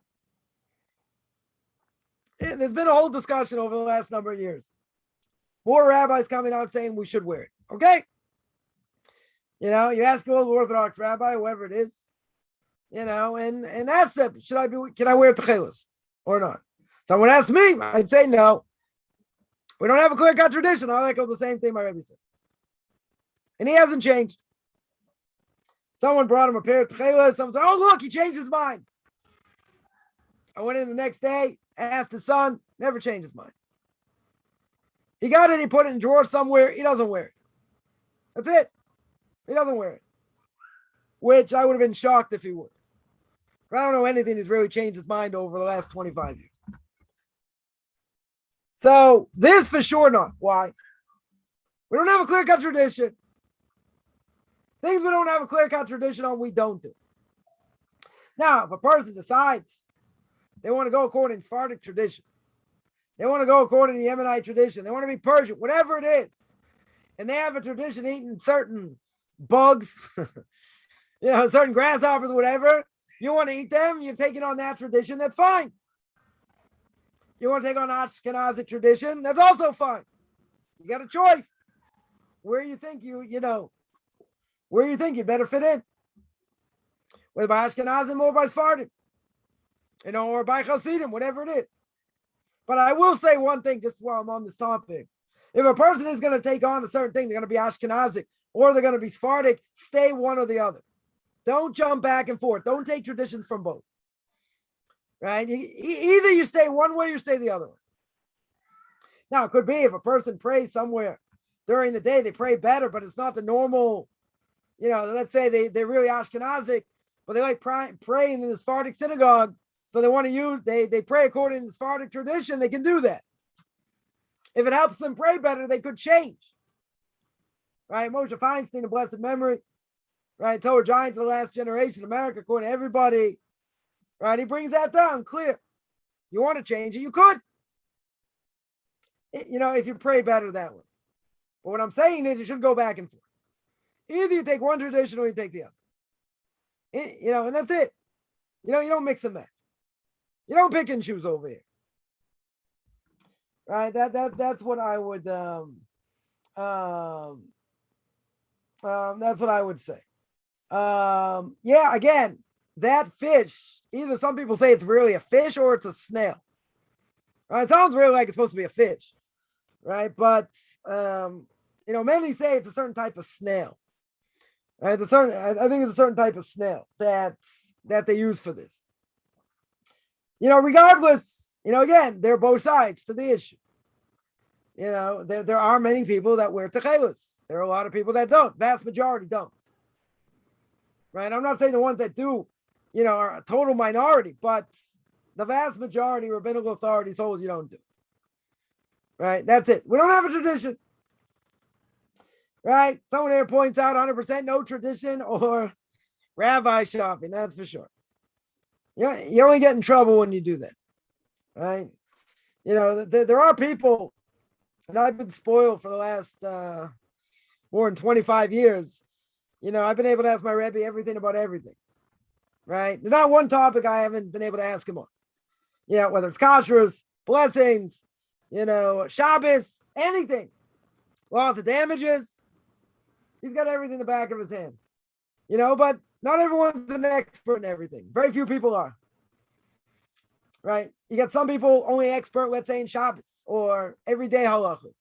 Some expert in, marriage issues, family purity laws, or whatever. You very rarely find people who are expert just about everything. That that you don't find, right? It's very rare. So as I can tell you, I've been really, really spoiled because there are people that have, when it comes to blessings, they'll ask this rabbi. When it comes to Shabbos, they'll ask someone else. When it comes to family purity laws, they'll ask somebody else. It's very rare you can ask somebody all these different things and they have what to answer. I'm not saying they don't exist.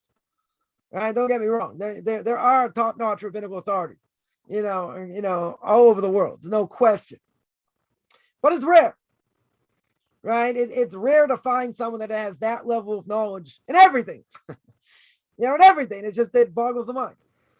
Right? So, like my Rebbe once told me, he said, before you ask me a question, there hasn't been a question you haven't thought of that I haven't thought of and printed. So dust my books off every 30 days, right? Just like, if you found a lost object, you have to dust it off every 30 days. He's like, I know you like the books. They look nice on your shelf, nice color. They blend in. So don't forget to dust them off every 30 days.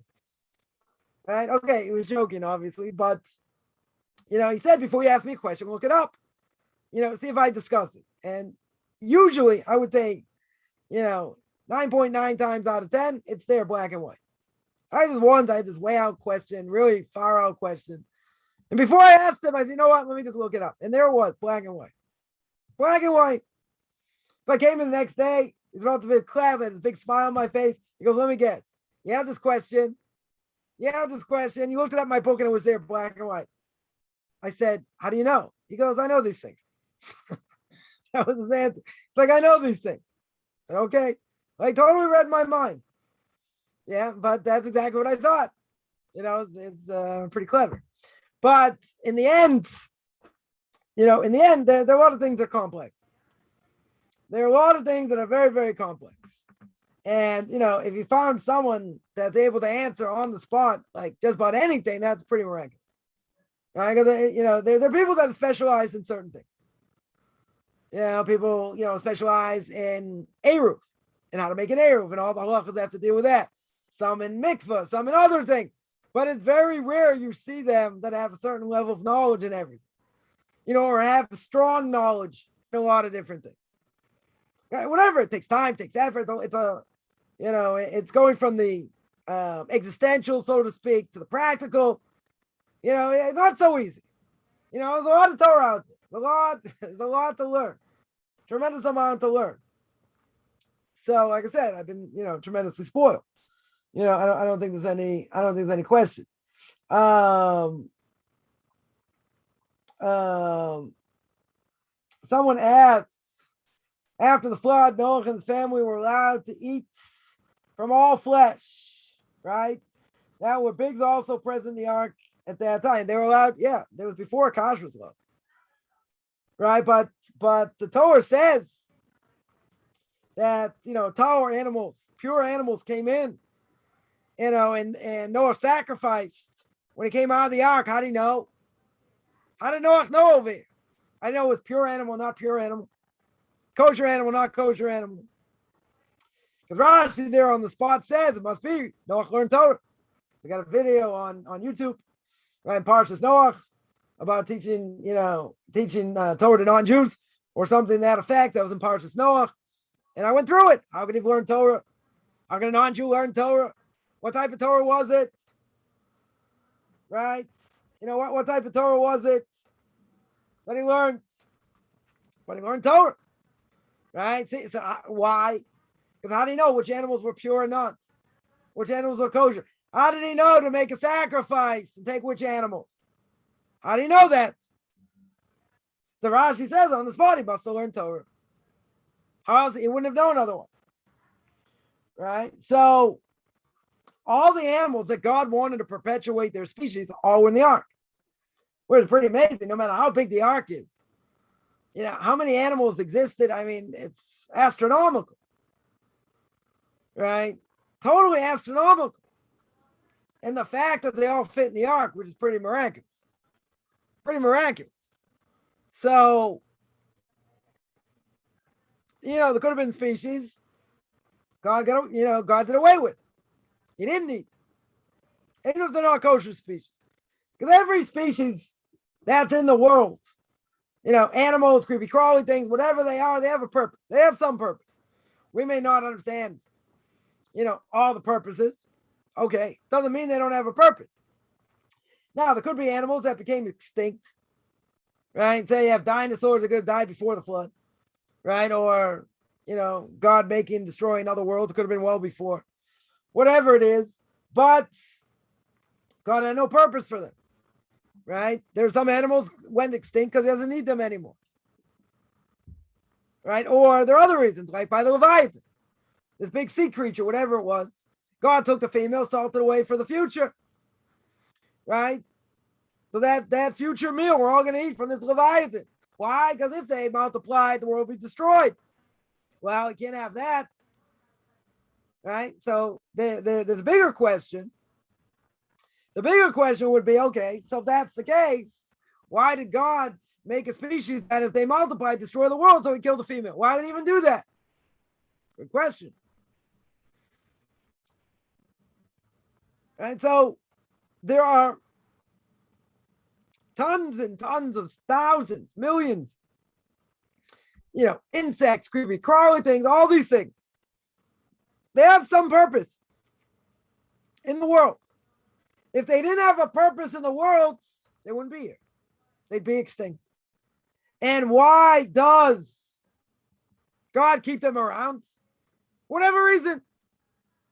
But if he doesn't need them, he demolishes them. Right? He makes them extinct. Right? So you have big animals there as well. No question. You had enough animals in order to perpetuate that species. Where they had crocodiles, elephants, other things. Right? Tremendously big animals in there. Giraffes, whatever they were. But he had enough of them in there to be able to perpetuate the species after. Now, some that didn't make it, or they died out later, because God didn't need them. He didn't need them. They had a purpose. We may not understand the purpose. Doesn't matter. Right? The zoologists don't know everything. Plenty of things they don't know. Right? Science, same thing. So just because they don't know doesn't mean it doesn't have a purpose. Right? Torah doesn't mean that. We mentioned that many times. Somebody asked, spoke about Pirkei Avos. Right? Did Pirkei Avos yesterday. That is true last night for me. Life changes when you come to the truth, right? And now you're liable now that you know. It's much worse. The question is much worse for a Christian. Comes to Torah and mitzvahs, acknowledges truth and return to idolatry. Of course. If you understand, if you know what the truth is. Now, it's very hard to judge. It's very hard to judge, but I would say that let's say someone comes to truth. They don't convert. They don't need to convert. Let's say they stay in the line. But over the years, they don't have a community. They don't have any rituals. They don't have, so many mitzvahs to do. No holidays. The resolve gets weaker.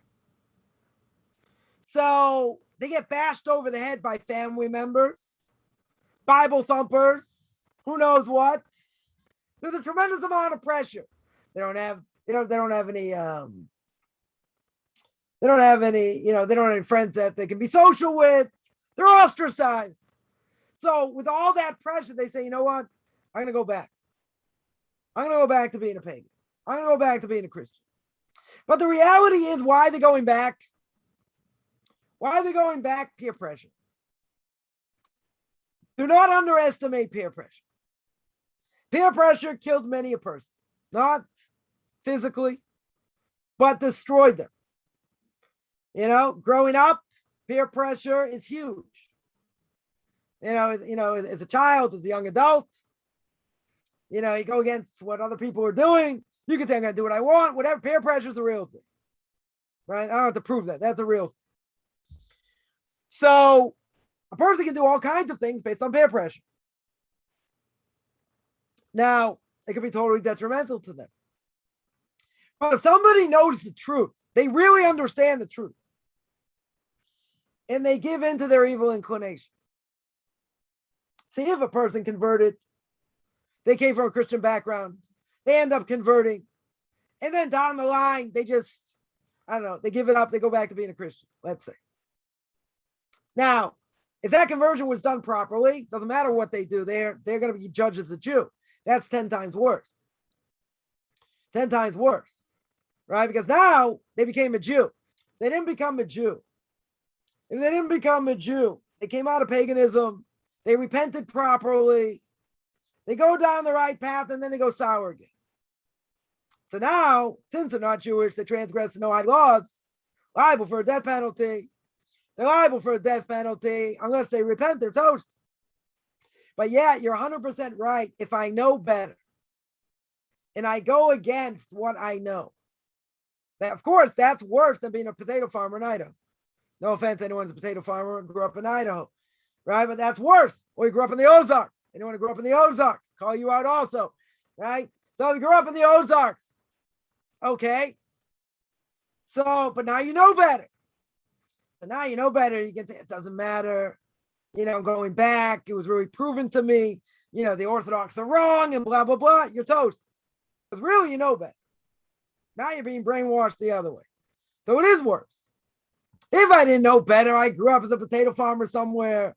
I didn't know anything. So then the punishment is much less depending on what you've done. If you transgress the laws of Shabbos on purpose, yeah, death penalty, no portion of the world to come. That's pretty bad. Doesn't matter if you grew up a potato farmer or not. You're toast unless you repent. So there are things that if a person does, yeah, they're going to be paid back more severely, much more severely. No question about it. So now, based on that, so you say, well, it's better to be ignorant.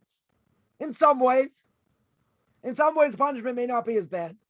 But at the same time, I would say no.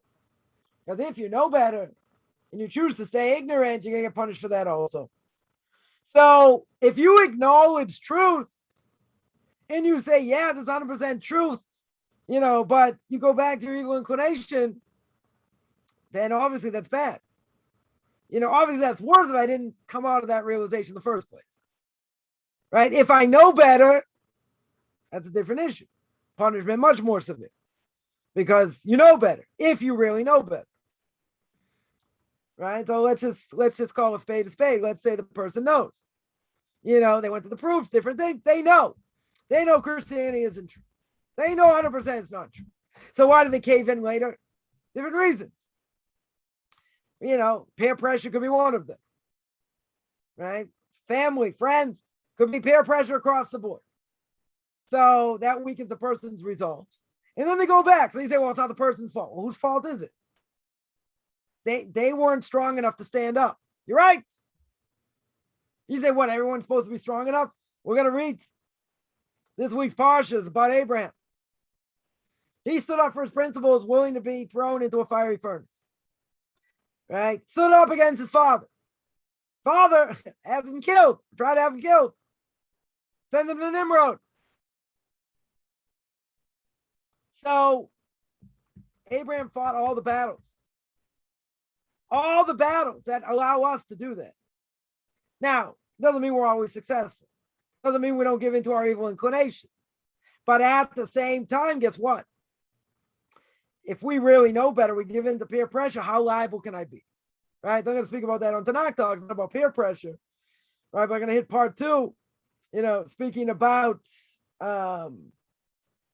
mental illness. But here we're not talking about mental illness. Right? Here's not about mental illness. Peer pressure. Peer pressure can be something very serious. Can be something very, very serious. But we don't whitewash it. We don't say because the person had peer pressure and he listened and whatever and he gave in. We don't whitewash and say, wow, just because he was under onus. What do you mean he's under onus? No onus over here. He did it to himself. You're right. They convinced him. They did this. They did that. You're right. So he should have stood up to them. But he was very weak. Okay. So what if he's very weak? Doesn't he have an obligation to stand up for God, for Torah? He's got an obligation. If he doesn't, he's going to pay a price. No question he's going to pay a price. So if that's the case, if he goes back, so to answer the question. So he goes back and he returns to idolatry. He's liable. Of course he's liable. That's worse because he knows better. If he wasn't really convinced and he still didn't really know, okay. But if he really knows better, right? Knowledge is power. But, a person can get caught up in other things and still know what the right thing to do is, the right direction to go in, and they don't. So they're held accountable. At different levels, they're held accountable. So it's much harder, much, much harder. Punishment more severe. Because if you didn't know, you're not as liable. You will be liable for many things. Don't get me wrong. You definitely will be liable for a number of things. Whether you grew up as a potato farmer or not, you're definitely going to be liable. Right? But if you know better and you for sure know better, and then you go back anyway, yeah, that's worse. So you can say, well, person's damned if they do, damned if they don't, to a certain extent. So yeah, knowledge is power. Question is what you do with it. The person says, I don't want to look into it, whatever. Okay. So they're a potato farmer. But if they do look into it, they find out it's true. They change and they go back. Yeah. That's worse. Definitely worse. Someone asks, what's this all types of human skeleton? Scientists have found Neanderthals, other types. The skeletons of people from before the flood. I don't know if it's before the flood. They had a person without an neshama is not a person. God breathed in the spirit of life. The Torah says. So what's the spirit of life? It means I have the ability to make decisions. If I have the ability to make decisions, so, maybe if I don't have a lot of knowledge, so to speak, then I'm not able to invent things. I'm not able to understand things better. But if I have more knowledge, given more information, so then I can be more advanced. Some want to hold these Neanderthals weren't necessarily humans. Could have been animals also. Right? In some sort, I'm not going to say human form, but not necessarily mean they were humans. But even so, you have to remember, a human without a soul is not a human. They're an animal. No matter what they look like, they're an animal. A human has different aspects of the soul, right? Right? Jews have 5 aspects, non-Jews have less. But they have a soul. They make decisions. Neanderthals also made decisions. Right? Then they make decisions. It wasn't based only on instinct. They also made decisions. You say they weren't as advanced, okay, but doesn't mean they weren't human. Who says they weren't human? Right? And if they weren't human, they were animals. But there's nothing in between.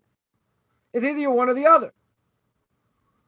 Right? And if they were before the flood, how were they not human? Before the flood, God breathed in the spirit of man. To life, they gave him life. The life means they were human. You can have more knowledge, less knowledge, but they're human. If they're not human, then they don't have that spirit of life. They have a different spirit of life. They have an animal spirit of life. So they're not human. It doesn't go both ways. They're not half human over here, right? Even if they lack knowledge, so what? So they weren't as advanced, big deal. So, they got more knowledge over time. It's not a contradiction. They make it sound like they know anything. They were, if they were animals, they were animals. If they were humans, so it took them time to develop, knowledge and all that, and to bring things out in the world. Okay. I don't see why that's a contradiction per se. Someone asked before the dough found the olive leaf. Yeah, that's the whole question. Wait, what happened? So there were miracles that were done that, you had plants and all that even when the waters receded, they stayed dry. That's pretty miraculous, right? Because if everything was wet, so what should the dove have brought in? A wet olive branch. It was dry. It's easy to tell me it was unbelievable hair dryer effect. God just made everything dry, made it appear dry, whatever, right? Or you say it was miraculous, the fact that the water subsided and it didn't stay wet when it brought it.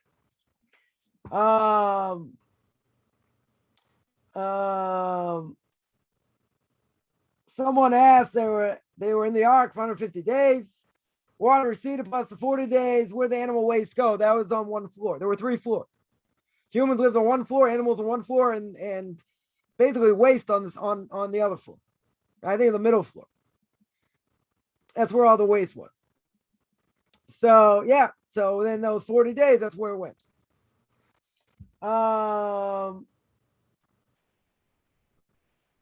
Someone there points out, which I mentioned before, it is pretty amazing.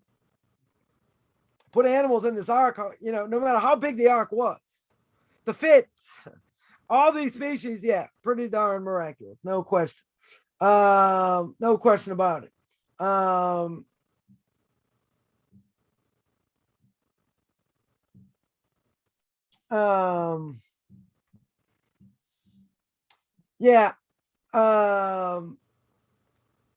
There's a lot of issues that people go through.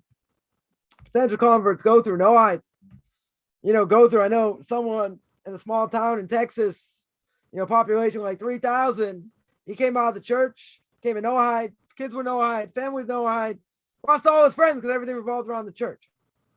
Can't imagine what the peer pressure like that is. Lost everything, no social group, nothing. But he said, Rabbi, I can't go back. There's no turning back. And his kids had a hard time, no question. But if you know the truth and you can't go back, so to speak, it's very hard. It's very hard if you have everybody against you. Now, becoming an Orthodox Jew, I don't think it's that much different. I felt the same friction, plenty of friction. Family, friends, thought I was out to lunch, still think I'm out to lunch. It's okay. I got big shoulders without shoulder pads. So, the only way to get around that is you make new friends and you move to a different area where people think like you do. That's the only way. Because if you stay in the same place, they'll destroy you. Because you're trying to walk up a down escalator. You can try this, doesn't always go so well. Depends how slow the escalator is going, but it doesn't go. You want to fight the tide, so to speak, you got to be, so super strong, so super strong, and being so super strong, you have to fight against everything, even if that's family or friends. And that's a hard thing. Right? So, for me, it was easier because I just went to different communities and I came here, and even when I was back, it really didn't matter for 3 years. Still wasn't in contact with a lot of people. They weren't interested. I had nothing really in common with them anymore. Some more, some less, but, they're not going to try and convince me. They're not going to get in that conversation. They just, if they do something, obviously they don't want me to judge them. They don't want me to say anything against them and, and all that, which if you got a big mouth like me, it's kind of hard. Right. But, in the end, we ourselves have to be like Avram. Right. Forget about family. Forget about friends. We got to stand on our own 2 feet And that's not an easy thing to do. Depending, again, where a person's holding the world and how old they are and all that. It's hard. Right? There's no question. There's no question it's hard. So if that's true, you got to fight with everything you got. Because if not, they'll bring you down. And it's very easy to be brought down. Very, very easy. So you got to be like the Rock of Gibraltar. No matter what anyone throws at you, this is what I'm doing, and that's it. Family, friends may go by the wayside. That may happen. May very well happen. And if it does, this is one of the prices we pay. But again, when a person changes their life, their values change. What they do changes. What's important to them changes. So what really do you have in common with people you've grown up with your whole life? Not very much. You almost have nothing in common. Now it comes to family, you got to be a little bit careful. Right? Siblings, parents, whatever. But it doesn't mean, first of all, you're ever going to see eye to eye. That's for sure not. I'm not saying the person has to break off connection. But at the same time, you got to be somewhat respectful, even if they're not respectful to you. And you have to do what you need to do. And what eventually will happen, I'm not saying across the board, but eventually what will happen is you'll see you just have nothing in common. Nothing. They're Christians or they're secular or whatever, and they're doing things you won't do anymore. And I always say you want to test it. You want to go to a family, let's say for Thanksgiving or whatever, and you start bringing your own food, you don't eat their food anymore. That you try that. That's going to be the first wedge. Oh, can't eat my food anymore? Oh, you're holier than thou, you're not even Jewish. Right? What do you mean you're eating kosher? You don't have to keep kosher, you're not Jewish. Right? You get that, I'm sure. But you'll see. You can try, and have as open channels as you can. At the end of the day, you're going in the opposite direction. Way opposite direction. I'm not saying it has to be that way, but that's normally what happens. It's very rare. You're going to have a whole family comes together. Siblings are going to come. They're going to want to understand. You'll be ostracized. There's a reality. There is a reality. So I had it easier because, I was born Jewish. So being part of the Jewish community, that's where my family became. I got close friends, closer to me than anyone in my family. No question. So you're going to say, Rabbi, was it worth it? Yeah, it was. It's still worth it. Doesn't mean it's not painful. Family's still family. I guess until they intermarry. But family's still family. Right? But I didn't grow up with such a close family. So to me, it didn't really matter. But then I lost people along the way also.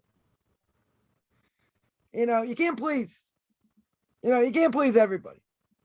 So I realized, trying to bend over backwards to try and please people didn't get me anywhere. It didn't get me more respect, for sure not. It's like, this is what you have to do. This is obvious.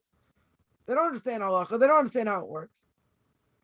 I did things I was very uncomfortable doing, but for the sake of peace or whatever, certain things I did, which, not happy I did, but okay. I just didn't do it again. So people can say, oh, you're not open-minded, you're not this, you're not that. Okay. There are things I won't do and my family won't do. That's it. You don't like it. Right? Everyone would say, go eat kugel. So go eat kugel. You don't like it. Too bad. This is what the Torah says. Deal with it. Now, I wouldn't be that crass necessarily to say in that way. But saying, listen, I got principles. And I'm not going to go beyond these principles. And if you want me to come to your house, you have to do X, Y, and Z. They say, well, that's offensive. Okay. But, I have an obligation to educate my kids. I have an obligation to watch over them. And there's certain things you're not going to do. And if you want to do them, then I have an issue. So yeah, you got to make compromises. If they're willing to make compromises and not get offended, not rub it in your face and all that, okay. if they start going on about your kids and you and this, and you got to believe in JC, blah, blah, blah. So then you got to make a decision. How much you want to hear that? So you can say, I can agree to disagree. We disagree. I have plenty of evidence to show why, you might not be right.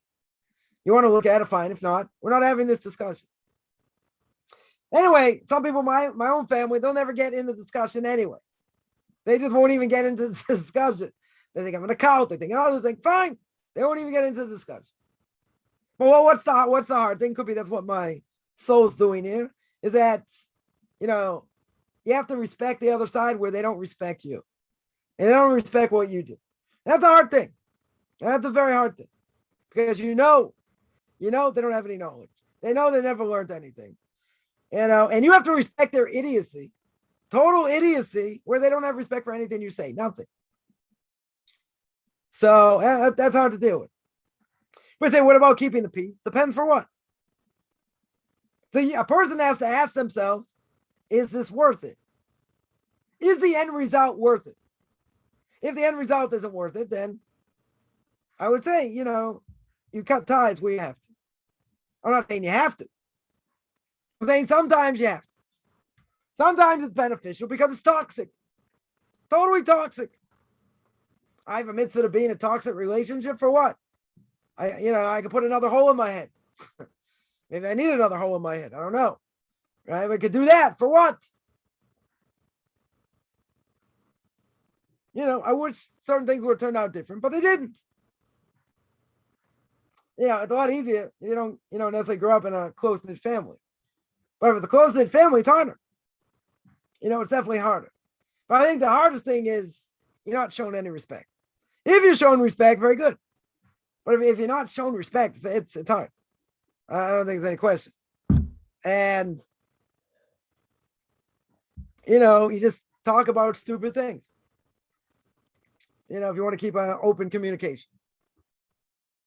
But at the end of the day, we got to be strong. We got to say, I'm doing the right thing. They want to make fun of you. They want to say, oh, you really, you're going to do this and you're going to do that. You're going to listen to your rabbi, this, that, and the other thing. And they'll make fun of you and they'll say things. And then you answer back and they'll say, what are you getting so upset about? They can say whatever they want. You can't say anything. So person has to make a decision. Parents, siblings, it's hard. No one wants to do that. But if they box you in a corner and they don't give you any choice, they say, well, I am going to do this. You're not. I had someone tell me, I'm going to come to your neighborhood, I'm going to wear whatever I want. A woman says this to me. I go, no, you're not. I said, what do you mean? I said, you won't be invited. I won't let you in my doorstep. You don't show respect. You don't show respect. Why should I let you in my house? They can make it even more graphic. Go to a Japanese restaurant. They say, you got to take off your shoes. I'm not doing that. You serve me food. They'll say, no, this is the custom. They say, okay. For the sake of food, they'll do anything. You have to show proper respect and dress properly because that's what your standard is. No. You can't tell me what to do. Fine, so don't come. I offended someone that way. I'm good at offending people, right? But they got totally offended. They said, you would tell me that? I said, I'd tell it to your face. I think because you're being disrespectful. You're not going to be disrespectful over here. You want to come? The door's wide open. But you're going to have to dress a certain way. If you don't like it, I can meet you somewhere else. You don't have to come to my neighborhood. I mean, I did it in a respectful way. But I said, there's a limit. There's a limit to what a person can take and what's realistic. I use the example of a Japanese restaurant, and that's very true. People go out of their way to go to a Japanese restaurant. They'll show proper respect. Even if they don't believe in, Judaism, show respect. Why? I'm just as Jewish. I'm just as valid. I can do what I want. You're right. You're not going to do it in my house. You're not going to do it in my house, period. And I was looked at as being crass and being rude and being this. They said, you would really tell me that? I said, yeah, I would. I said, would you go that way to the Western Wall or you'd show proper respect? Would you dress, you dress in shorts and tank top to go to the Western Wall? I think you'd be a little more respectful. So look at my community being like the Western Wall. They just show a little bit of respect. You don't want to offend people walking down the street. Oh, that's their problem. A lot of people will say that's their thing. Doesn't matter. Right? You don't want to show respect, so don't come. That's the way I said. I said, so you don't have to come. Like, you would really tell me that? I said, you're going to be disrespectful? You're disrespectful. Then, yeah. I said, I can meet you anywhere. It doesn't matter. Well, it doesn't have to, But what if someone, I'm going to do what I want. And I'm not even doing your neighborhood. No, you're not. You're going to show respect. You don't want to show respect? It's fine. You don't have to come. Am I really missing out? So you won't come. I'll meet you somewhere else. Yeah, let me see.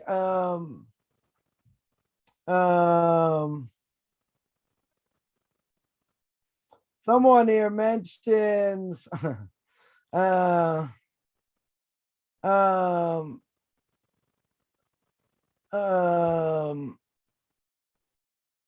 animals went into hibernation. I don't know. I don't think they went into hibernation. I mean, it wasn't like they disappeared. They were there. They were there in the ark, so it's not like they disappeared. They had to be put somewhere. But yeah, Noah was running around feeding all the animals. So hard to say they were in hibernation.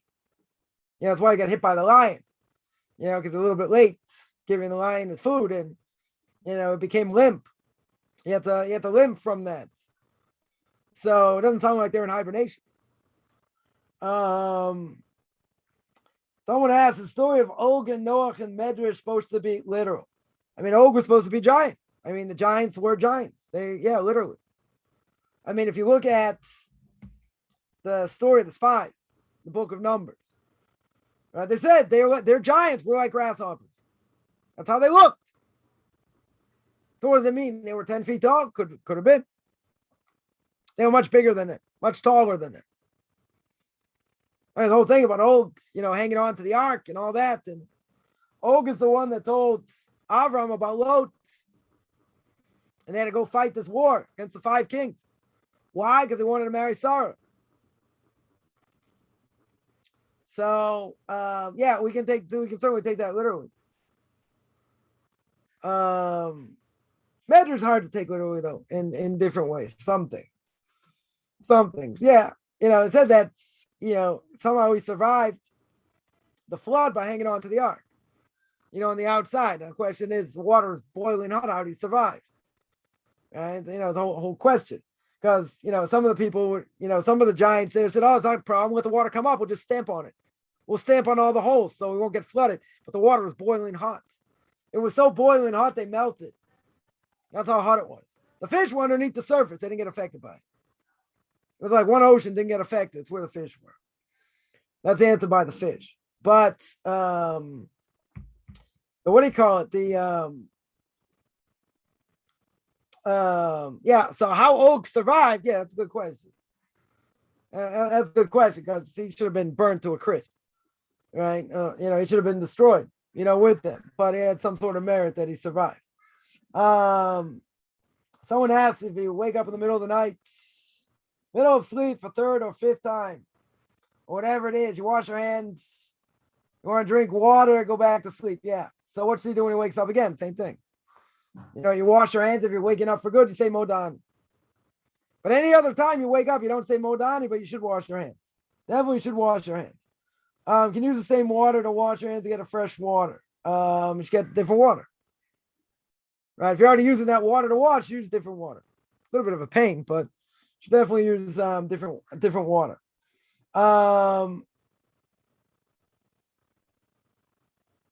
Someone asked why different cliques and peer pressure we spoke about. So why would a person abandon God for just any person? Because peer pressure is a real thing. Not just about abandoning God here. If someone's in it by themselves, it's hard. You got to find places for Shabbos, places for this. You're on your own and people around you are making fun of you. And they're saying things. You're going to say sticks and stones. You're right. But after a while, you get tired of listening to the same thing. You get tired of it. You get tired of it. So a person may give in to peer pressure. I'm not saying you should. I'm not saying you take God and say, well, God should just go below and I'm going to do what I want over here, because pressure is a real thing. It's a real thing. And I can tell you from personal experience, people said, in different things, and I had to be strong as fire and just say, it doesn't matter. I'm going to do what I want. I had money, so it was a little bit easier, but I was also much younger, but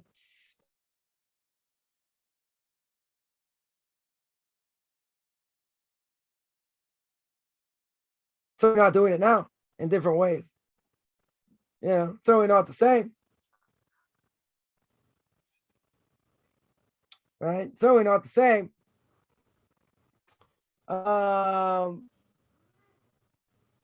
got to be strong. That is, that's for sure.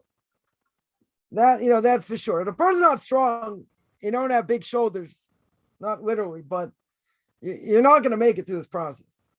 It just doesn't matter what people do, what people say, and all that. It doesn't matter. You have to be the Rock of Gibraltar no matter what happens. That's why I always say you got to get out of Dodge. At some point, you got to get out of Dodge, because community is everything. Right? Once you have people around you think the same way, they're helping you and this and that, it's a whole different thing. Communities have their own issues. I'm not going to get into it now, but whatever, in general, that helps tremendously, no question. Yeah, let me see.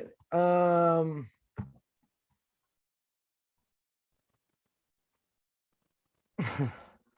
here says that their problems attributed to leaving JC. Yeah, not uncommon. People say my issues, coming to Judaism based on other things. Based on, oh, you got brainwashed, you got this, you got that. Okay.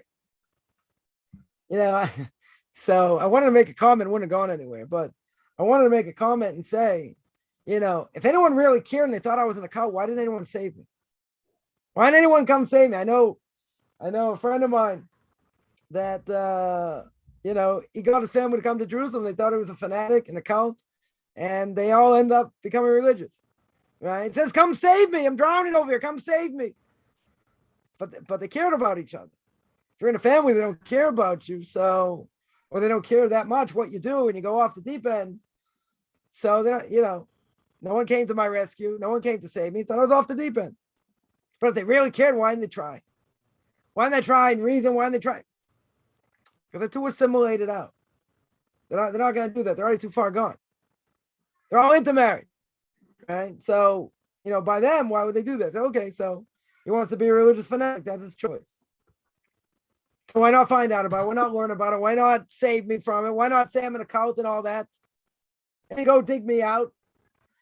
They don't want to get involved themselves. They don't want to get caught up in it also. Same thing. Same thing. Someone asked, who's worse, a nation of atheists or a nation that's a mix of idol worshippers and some righteous? Atheists are worse. I would say atheists are worse. Why? Because they're saying, just like Haman, there is no supernatural. There is nothing supernatural.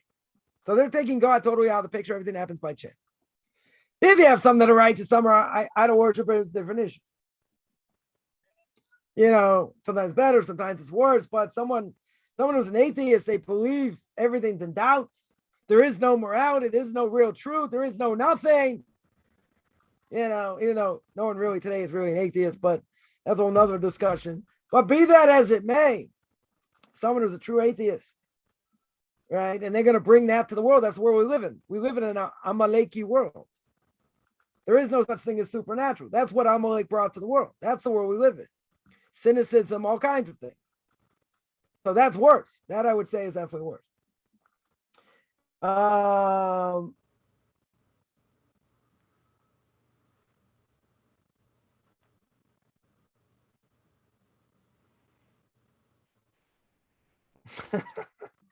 Someone say rabbis are supposed to treat their students like their own children.